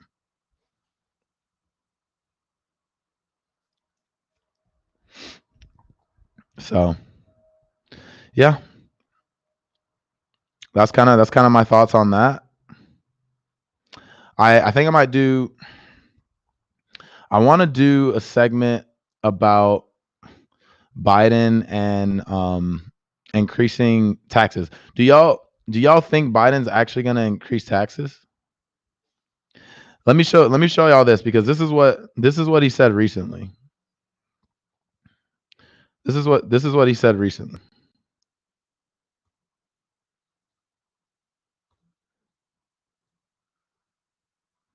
Let's see. President Joe Biden is planning the first major federal tax hike since 1993 to help pay for the long-term economic program designed as a follow-up to his pandemic relief bill. Okay. Unlike the 1.9, the next will be even bigger. Yada, yada, yada. Higher rates paid for. That's what Yellen said. That's going to be paid for by higher rates. This is the part that got me, though. This is the part that got me. Let me find it. Look at this. Raising the corporate tax rate to 28% from 21%. Tell me how that's not the same as when they, like, with forced to vote, how they said these like COVID, the narrative COVID pay-go waivers was like some huge win. Whoa. 3 years ago there was no pay-go, and now you're saying you got a literal narrow COVID exemption. How is that advancing at all? Right? The old corporate tax rate was 35% before Trump slashed it to 21. So how is going from, so they're portraying it as if, oh, Biden, he's this progressive president, he's going to raise it to 28%. Yo, before Trump, it was 35%. We're literally regressing. We're literally regressing. And we're not even going to talk about all the loopholes, right? It's the ratchet effect. Yeah, exactly. We're not even going to talk about all the loopholes. The effective tax rate is probably somewhere close to half of that anyway. We know that a lot of corporations don't pay shit in taxes. Nothing. Paring back tax preferences, so-called pass-through businesses, that'll be good. Raising the income on individuals earning over $400,000. Okay, good. Expanding okay, these are all good things. Now, but the corporate tax rate is bullshit. That should be, it was 35% before. Now he might put it back to 28%. And does anyone actually, is he going to even fight for this? Like, I don't see Biden actually fighting for these things. He didn't even fight for something that's like super, super popular, like minimum wage. So all the loopholes prevent big companies from actually paying any taxes. Exactly. So I don't see him actually fighting for this. Higher capital gains tax rate. Okay, how much higher? Because you guys know what capital gains is. Capital gains is basically capital gains is money. It's just income earned through the stock market. They call it capital gains. And it's taxed like 20% less than like normal taxes. And so just because it's income just made in the stock market, but because the elite run the country and they make the legislation, they said, well, if you did no work to earn this money, you literally just had capital and you put it in the stock market, we're going to make sure that it's taxed much lower than the people actually putting in 40 hard work earned hours. We're going to make sure your tax rate's even lower than theirs. So I want to know how much higher of a capital gains tax rate. This is once again Bloomberg like reporting acting like they're reporting neutral, but they're really just, I mean, a lot of this is framed in such a bad way. I also, I mean, let's see. Estimated raise 2.1 trillion over a decade. So this part got me too. An independent analysis of the Biden campaign tax plan done by the Tax Policy Center estimated it would raise $2.1 trillion over a decade. Though the administration's plan is likely to be smaller. Why? Why not tax more, raise more money to actually pay for these programs? Bianchi earlier this month wrote that the congressional Democrats might agree to 5. Literally 25% of this, they're saying, like, they're already starting from a super deeply compromised position already. Like, come on, do y'all actually think they're gonna fight for that stuff? I mean, well, you know what else they're, even to get any of this, even to get any of that stuff done, what are they gonna have to do? Just to get any of that stuff done, they're gonna have to reform the filibuster. And so this is what Biden says he supports. He supports reforming the Senate filibuster in ABC News exclusive interview. And he basically was saying he wants to return to the talking filibuster. Because right now, apparently they can just like email filibuster. They don't even have to be there, which I don't know who made that rule, but that's some bullshit. And what the GOP is going to do, like they do every single time, is just try and just completely block everything. And we'll get to that at the end of the interview. He said, here's the choice. I don't think you have to eliminate the filibuster. You have to do it what it used to be when I first got to the Senate back in the old days, back when I was, buddy with Strom Thurmond, who did the longest filibuster in history, actually 24 hours to filibuster the Civil Rights Act. Yeah, just the guy I eulogized back when I was in the Senate, back in the good old days. Biden said, you have to stand up and command the floor. You have to keep talking, which is what your friend Strom Thurmond did to filibuster the Civil Rights Act. Yeah, I'm not going to let you live that down because that's horrible. That's horrible. He said, so you're for that reform. So he's actually out there saying that he's for this reform. And that's good. I think even if it's a talking filibuster, that is the compromise position. So, of course, that's where the Democrats are going to start the negotiation at, some type of compromise position, even when they're negotiating with themselves. So that's what he says he supports. But here, what I've always said is the frame of the argument we're talking about is right, whether to get rid of the filibuster or reform it or whatever. That's something we're talking about now. We haven't been talking about in the past. So even if they reform the filibuster, and then, inevitably once the Republicans take back office because the Democrats means test everything and don't ever, drum up enough support when they have power and do enough to actually stay in power, and because of gerrymandering, all these things, if and when Mitch McConnell gets back a hold of that, or whoever the leader is at the time, do you not think if he wants to get something done, he's just going to completely nuke it? They did it for the Supreme Court, right? What's to say they won't just do it all together? So I think inevitably you're going to end up at a point where it's going to be, okay, who can govern well enough to get majority votes, and then whoever governs well enough to do that is going to be able to do what they want. Now, am I saying that's a good thing? I don't know. I mean, I don't know. I think it's going to get there, though. I think eventually you're going to get there. And what Mitch McConnell said at the end of this, to me kind of signals toward that. And this is what he said. Warn Democrats against changing the legislative filibuster. This chaos will not open up an express lane to liberal change. It would not open up an express lane for the Biden presidency to speed into the history books, he said.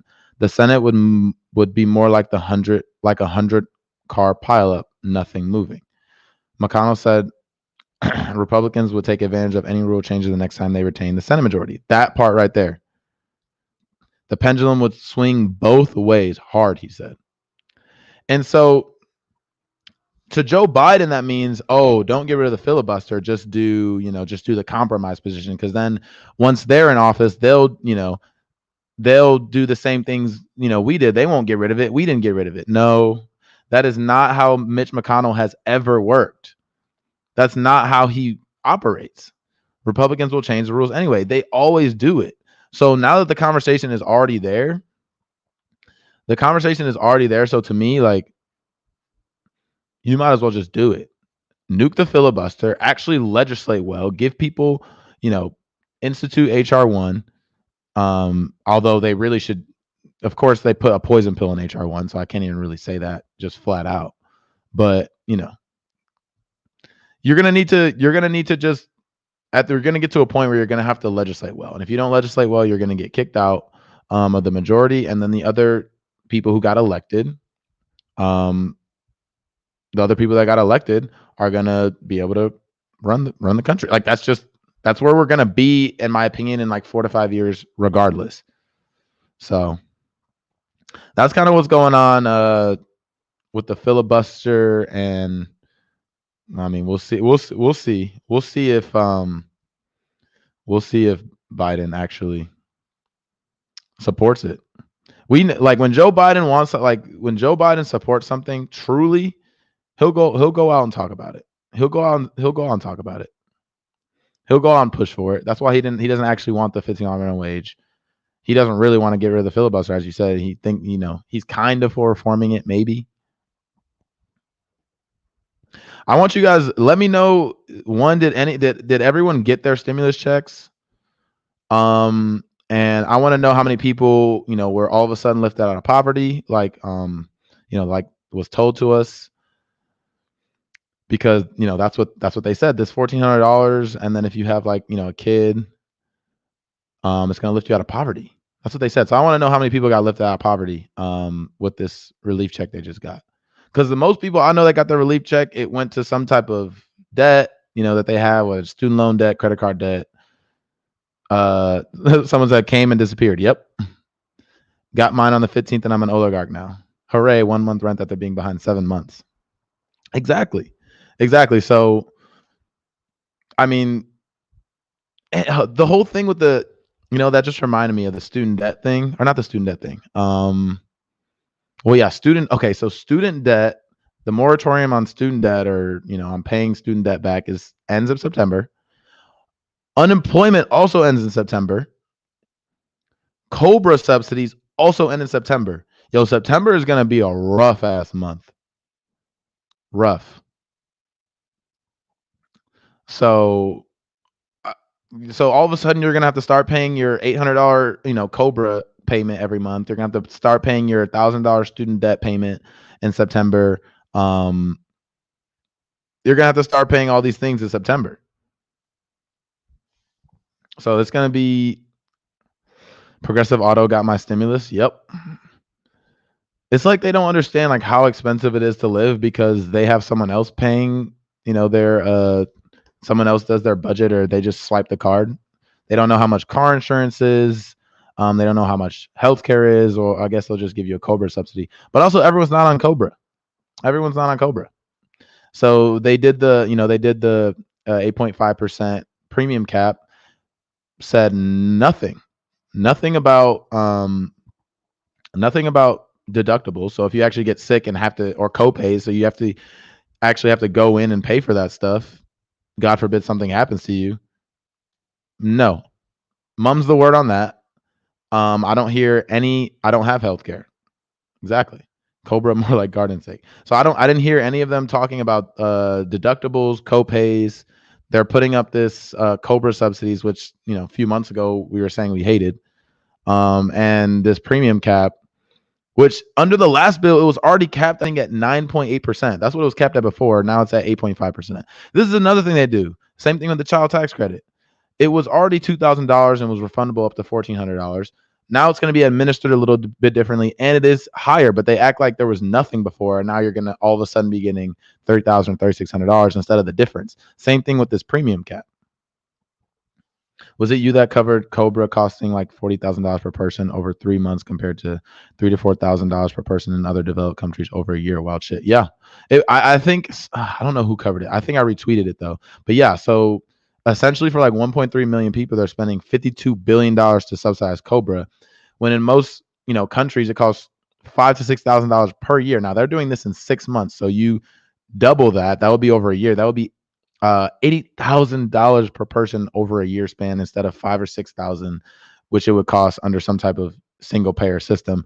And yet they still say I just can't believe that literally the entire Democratic field. This is how far back you can see, our society is. Like 90% of the Democratic field was literally parroting that people love their private insurance. People love getting price gouged. Like that was most of the Democratic primary, not the Republican primary, the Democratic primary. So are we surprised that we're in this? I always say, like, same thing with COVID. Are we really surprised we're in the situation where we're the worst in the world? No. It's logical and rational, taking the series of events or all the evidence provided, that you're going to get to a place where Joe Biden subsidizes Cobra to the tune of $52 billion over 6 months. There's no talk about it. Corporate media, Jake Tapper doesn't come on and say it's too expensive. How are you going to do this? How are you going to pay for it? They don't ask any of that. It's totally rational that we have 500,000 people that died in this country, even though we're the country with, ostensibly the most resources to make sure that doesn't happen. This all makes sense given the evidence provided as to how this country operates. 99% of them are millionaires and completely out of touch with anyone else who makes 5 figures. Yep. Cobra doesn't make any. I feel like, Jen, I haven't even read the whole message, but I feel like we're going to be on the same page here. And I've said this. Cobra just doesn't make any sense. I know anytime I left a job and got the letter, we would just laugh at it. It would be like $1,200 a month. It was better just buy on the market. Right. And it's like people just lost their job. So they lost their source of income. And now you're going to make them pay more than they used to be paying, or just pay more in general. Like, how does that make any sense? They don't have the means to pay for it because they don't have a job anymore. Free Julian Assange. Please commit to right now to look at what's happening with People Power and censoring of hundreds of. I've looked into that. I still need to. What I really want to do is I want to talk to. I want to have someone from MVP and someone from the Black Volunteers, I believe it was, Black Voters, and I want to have a conversation with both of them at the same time. I want to talk to them both, because to me, I feel like we need some type of third party. I think that's obvious. It's very difficult to start one, and I know MPP is already on some ballots, and the platform is good. I want us to bridge these gaps, because we got to be able to talk to each other. We got to be able to support each other, and we got to be able to figure this shit out and not just blow everything up, because something went wrong. I want to figure this out, because I know how hard it is, how difficult it is to not only start a third party, to have some type of support for it. But I also know that representation needs to happen. It needs to be there. You need representation, not just for representation's sake, but because they bring diverse opinions and experiences. And I think MPP needs that too, especially if you're going to be able to, you already know how difficult it is to actually reach, minority audience, minority voters. Just look at the difference between Bernie and Biden. It's already hard enough, right? So we need to make sure that we have people within the party that know how to, can go out and talk to those people and get them on board. And so I do want to have that conversation. They are not horizontally and locally organized and empowered. And here's the thing too. I don't know a lot about parties in general, like starting a party, the inner workings of it. So I need to learn and research more and be educated on that as well. So I'm not going to act like I know everything, because I don't. And so what you say, that could 100% be true. And so I need to do more research on that. But like I said, I want to bring everyone in, and I want us to let's have a conversation and talk about it. Let's get past some of this stuff. I think we need more of that.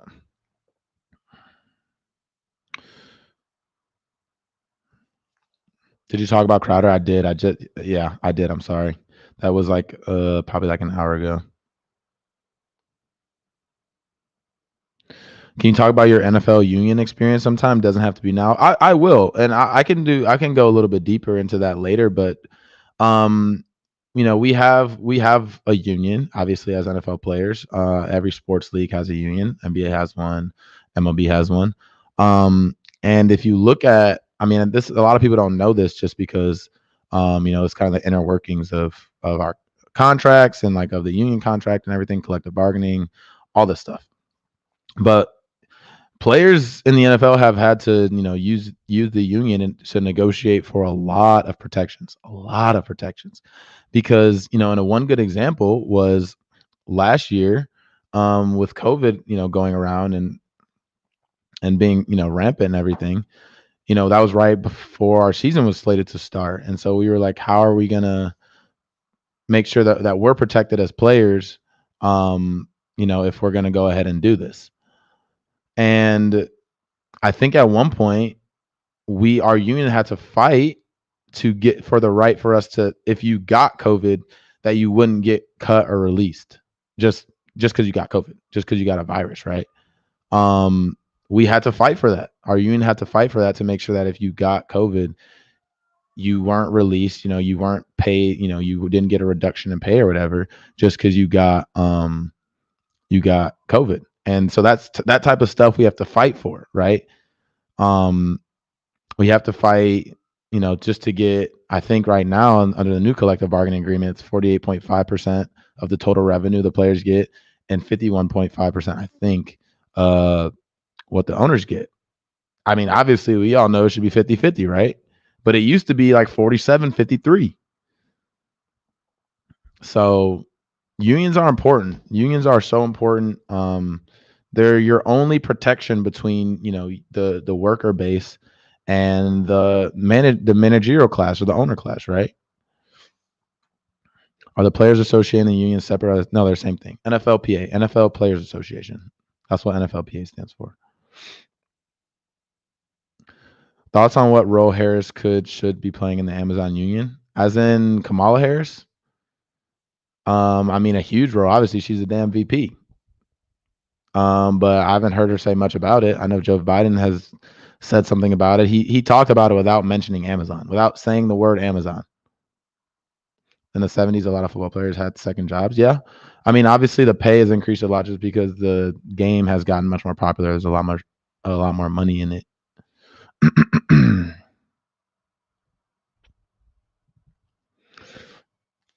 I got fam in Jackson, Mississippi. Government needs to help. U.S. government most likely still patting themselves on the back for stimulus and done helping people. Yeah, I covered a story about Jackson, Mississippi. Still didn't have.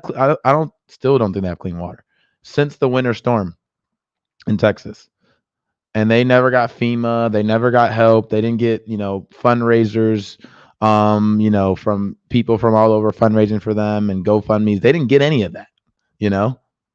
A lot of them had to go to, family across town just to take showers. But Joe Biden, you claim to be for environmental justice. This is exactly what we're talking about. This is environmental racism, right? These people in Texas, of course, there's, a large minority population in Texas, but it's majority white. A whole state got FEMA, federal funds. The city of Jackson, Mississippi can't get FEMA, just the city, not the whole state, just the city. Majority black city can't get FEMA funds. What's up with that? Seems fishy. Same thing with Flint. Flint never got FEMA.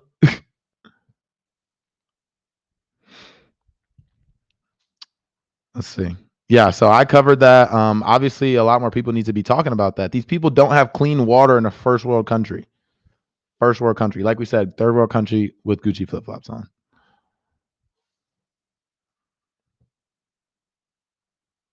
Following you, Jimmy, Hardlands Media, and others to learn about U.S. politics.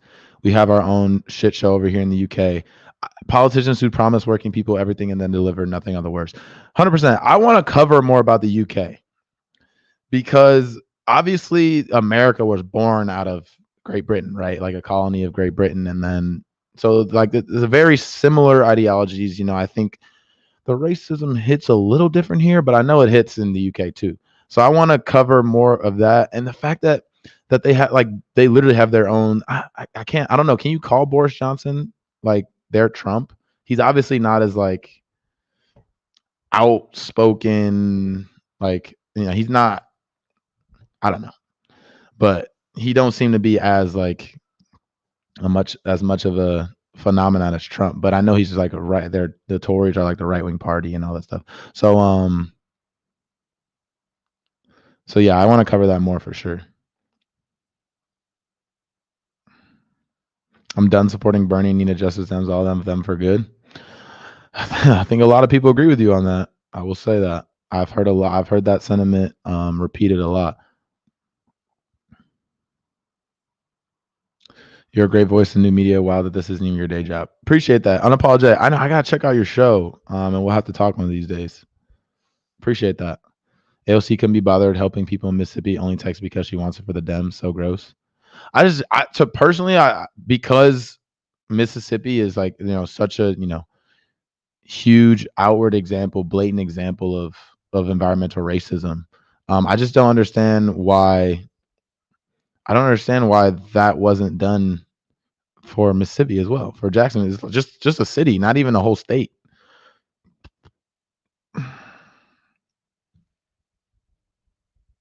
JJ, is it too naive to think we can get the squad in a room together and coordinate our force to vote strategy? There are some of us that are close with Roe, etc.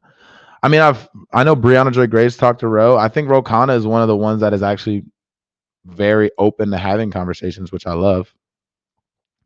I don't know. I don't know if we can do that. They just don't seem like they want to employ that type of strategy. I mean, we've seen it time and time again. They don't want to employ that type of forcing votes, withholding votes type of strategy. They just don't want to do it. So Nina told us to expect disappointment, and I get that, but disappointment for lack of effort is different than trying and failing. And that's all I've been saying. Like, I'm not saying these are guaranteed wins. Like, there's no guarantee that these are guaranteed wins. But if at the end of the day, we're always going to end up voting on bills that have some good stuff in it, which, I mean, is that our standard, just not being the Republicans and having complete corporate bailouts in the package? Like, of course, there's going to be some good things in it. But if every single time we're going to get to a point where they shove a bill in your face, say, oh, you don't want to help these people are hurting so much, you don't want to help them. And of course, that's a completely disingenuous argument, because I'm trying to help them more. That's why I'm stopping this bill. But you have to be willing and able to go out in public and have that fight. You have to be willing and able to go out in public and have that fight with leadership, with the establishment, with the corporate media. And personally, I would be happy to have that fight. Please put me on national television. Please put me on national television to explain what's in this bill and what's not in this bill. What y'all promised, right? And what is not being delivered. Please put me on national television to make that argument. Matter of fact, you don't even have to put me on national television. I have millions and millions and millions of Twitter followers. And whatever I do, especially as a U.S. congressperson, is newsworthy. So I'll make my own news. I don't even need you to put me on MSNBC. I can go on Twitch and get 500,000 people or more, especially if we all put that out there, and I'll talk straight to the people. National television is scared of you, Justin. I don't think they know who I am yet. Independent media literally got the squad elected, and now they're popular. They've completely abandoned us. And that's another part that I don't understand, because independent media reaches, like, that's where their base is, right? And that's where the most like fervent and energetic part of their base is. So why would you not utilize those platforms to actually drum up the type of support? Why don't you go on every single independent news show and say, look, we're introducing Medicare for All on this day. We want all of y'all to organize protests at the city halls, or at, organize one in DC, or let's drum up all this energy and push it as, we're putting it as we bring it up for legislation, to put pressure on them to move the ball forward. That sounds like a cogent, cohesive strategy to me. Right? I think that sounds like a good strategy to me. And look, if they told me that, let's go. I'm in my off-season shoot. I'll fly to DC. Put your mask on. Go out in front of the Capitol steps, or I know there's like fencing there now or whatever. But that's what I'm saying. That's what I'm saying. I don't think it's that hard, and that's why, like, politics isn't that difficult. It's debate, right? It's debating ideas, and it's politicking, right? It's like using the media to your advantage. It's all these things. I'm sure someone at MSNBC saw your Twitter debate with AOC and already blacklisted you. Yeah, they'd never put someone like me on MSNBC. Ooh, if I went on MSNBC, whatever we were talking about, I would find a way to just completely ether them with all facts. Like, to me, it's funny how someone on MSNBC could feel so, like, I talk about Joy Reid a lot because you come off as so sanctimonious, right? And so, have like this moral high ground. But you're not going to sit here and tell me right before a pandemic hit, you weren't on TV telling the American people that they shouldn't have single payer universal health care right before a pandemic hit. Then we went through a whole pandemic where we saw that, and I think Public Citizen just came out with a tweet. Maybe I can find it. But we just saw that not having Medicare for all probably could have, or having Medicare for all probably could have cut deaths, infections by at least a third, because so many people aren't going to the doctor because they can't afford it, right? So did you directly kill someone? No, but like indirectly, you're ensuring that the system that ensures that these people will be dying from lack of healthcare, you're propping that system up. You're defending it at every single turn. In fact, you're lying for that system. So you're just as complicit to me. But yeah, so if I went on cable news, I'd probably make that argument, but I don't think they want to talk about that or have their listeners hear that. Casey Webb, thanks so much for the super chat. Even if they do talking filibuster, they still need 60 votes. Biden's keeping that in place. Terrible half measure. Got this from Rising. Oh wow. Okay. I'm gonna cover that then. I didn't see that, but I'm sure that's like in the like arcane Senate rules and stuff. So at the end of the day, they just need to get rid of it. Is basically what I think you're saying, Casey. Reading manufacturing consent. I did. I think I don't know if I read the whole book, but I watched the YouTube of Noam Chomsky at that college talking about it.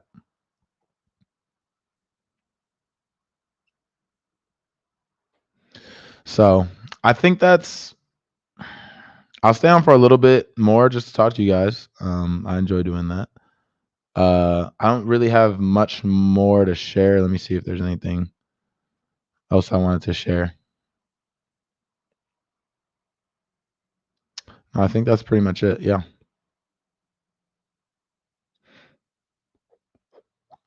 Did you guys see this? This kind of going around?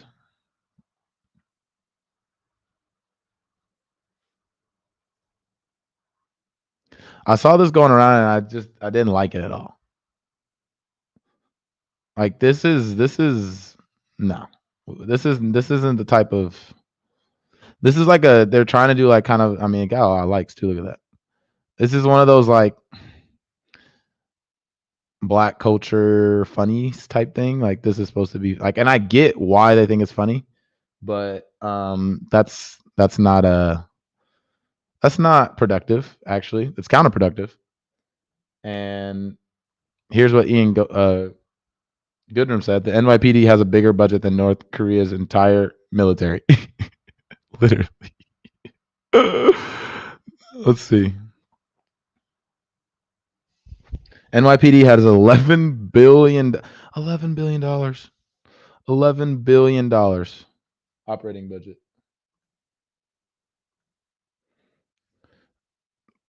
$2019 world military expenditures and arms transfers published by the U.S. State Department estimates that North Korea spent almost 25% of their GDP, which is only $4 billion. That's crazy. So yeah, and that's another, like we were saying, this anti-Asian sentiment, right? Of course, it's like, I mean, they're not a monolith, right? They're not a monolith. The Asian, community obviously come from a lot of different countries, but overall, just the anti-North Korea, the anti-China, like all this stuff. And no one ever wants to mention that we completely obliterated their country with bombs in the Korean War. Completely obliterated their country. Like, you don't know the type of traumatizing effect that can have. I mean, look at what we did after 9/11, right? 3,000, I think a little over 3,000 people died, right? Just completely burnt through the Middle East.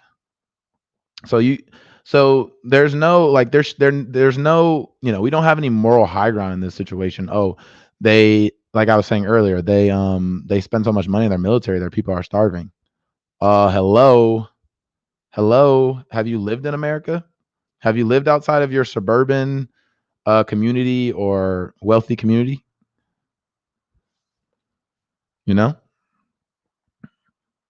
Hi, Justin. Didn't some of the squad touch base with some of their supporters by joining them playing video games? Yeah, they did. Why not gather some people together and try that approach to reach out to with audience? I agree. Justin, I have an unrelated question. Okay, hold on. I have an unrelated question. Ever had a sushi burrito? Google it, bro. I just had one from a local shop and they're amazing. Anyone else into sushi? I'm like the biggest. Here's my problem. Okay. I grew up on corporate. I grew up in a suburb, right? So there's just corporations, all the different corporation fast foods. And then when I go to my granny's house or my grandma's house, it's like soul food, right? It's Southern. So that was my only like palate that I've ever had. So I just recently started trying stuff like sushi and salmon, and I really like it. So make sure, try different cuisines, try different cuisines. I like sushi. Sushi burrito, I have to try that. We need to talk about and inform people of the 2020 Yale study on Medicare for All. 68,000 dead without insurance per year. It would save us $450 billion per year, et cetera. Yeah, exactly. And yet you still had the Democratic Party, like super majority of the Democratic Party in the primary, pushing for some type of little tiny fixes. And that's what that's what they're kind of doing with the COVID relief bill, as far as the Cobra subsidies, and then whatever type of health care plan they come up with, that'll be a half measure that costs like 10 times more than just doing Medicare for All.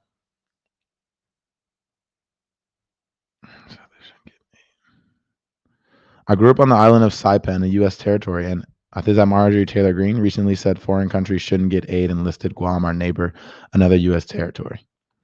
Yeah, I mean, the percentage of our budget that goes to U.S. to foreign aid is so small. I was just looking at, I think it might have been a private citizen or some study that was saying just like how little we put into like ending poverty around the world. And if we just decreased our military budget by literally like 10%, how much we could do to end poverty around the world. But we don't want to do that. Can you bring on Jeremy Lin to talk about the current Asian American bigotry? I can reach out to him. I don't know. Jeremy Lin played in the NBA, so I don't know if he would respond, but maybe. 22 different studies showing Medicare for All is cheaper than the current system. Yeah, I mean, just look, and to me, it's like, just look around the world. That's all you need to do, is literally take your worldview and zoom outside of the United States, outside of the bubble that you think of this only country existing, and look at how everyone else does and how much better, more effective it is, cheaper it is, and it covers everyone. I've literally had conversations with people I consider friends, talking about healthcare, and what they always say is, I don't know the solution. I don't really know the solution, but it's definitely not socialized medicine. I'm like, bro, you're literally brainwashed. Does anyone else feel really, really shitty about the fact that all these vaccines are named after corporations? Like, I hate having to say Pfizer and Moderna and Johnson & Johnson, who like 3 years ago got caught putting like poisonous shit in the baby foods and selling it. Like, I hate having to say all these corporations for these vaccines. Like, I hate that. And I feel like it was just off the heels of us kind of getting the American public to wholly hate corporations, especially pharmaceutical corporations. And now it's like, they developed the vaccine. And so now like everyone's kind of got them back in their good graces. Like, great.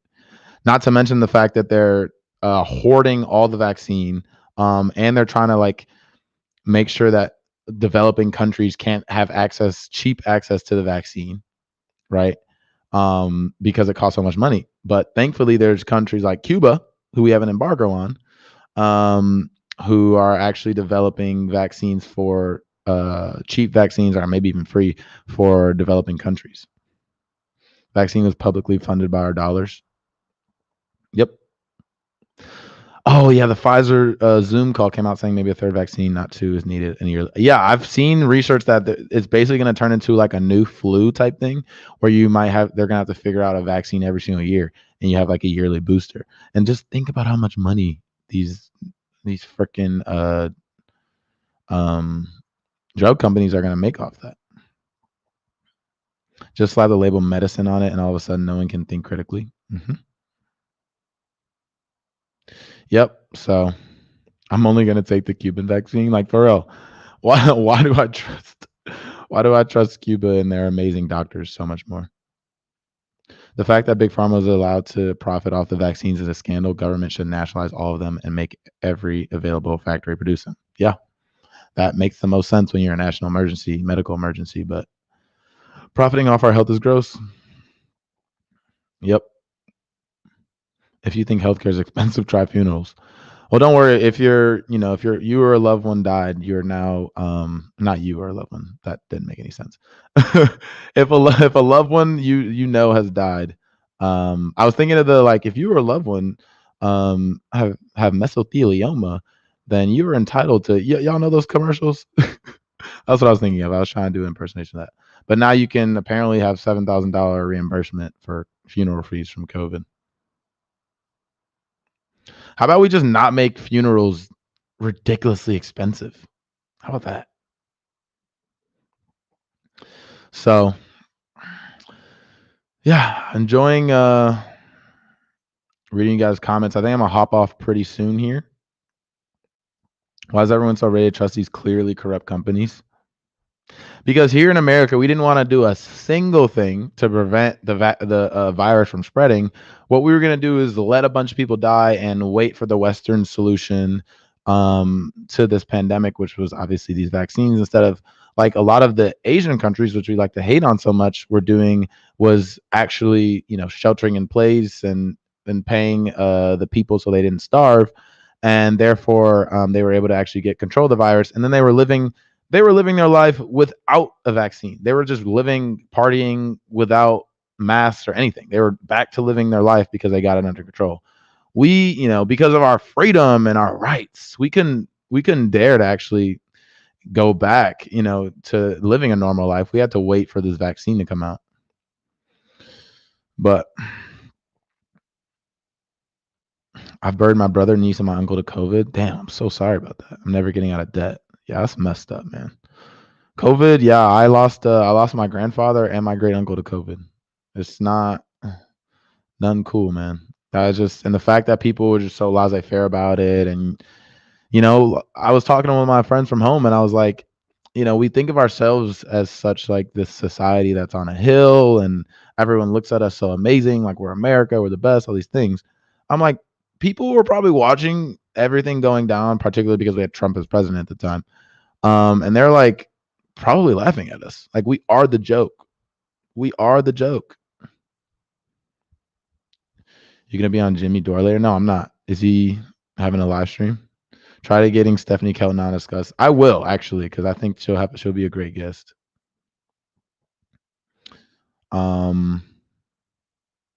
Yeah, so I think that'll be it for today. Appreciate everyone stopping by. I don't know if I'm gonna do another live stream this week, but I'll definitely have some more videos for you guys. Thanks so much, like I said, for stopping by. Love interacting with y'all in the chat. And yeah, until next time.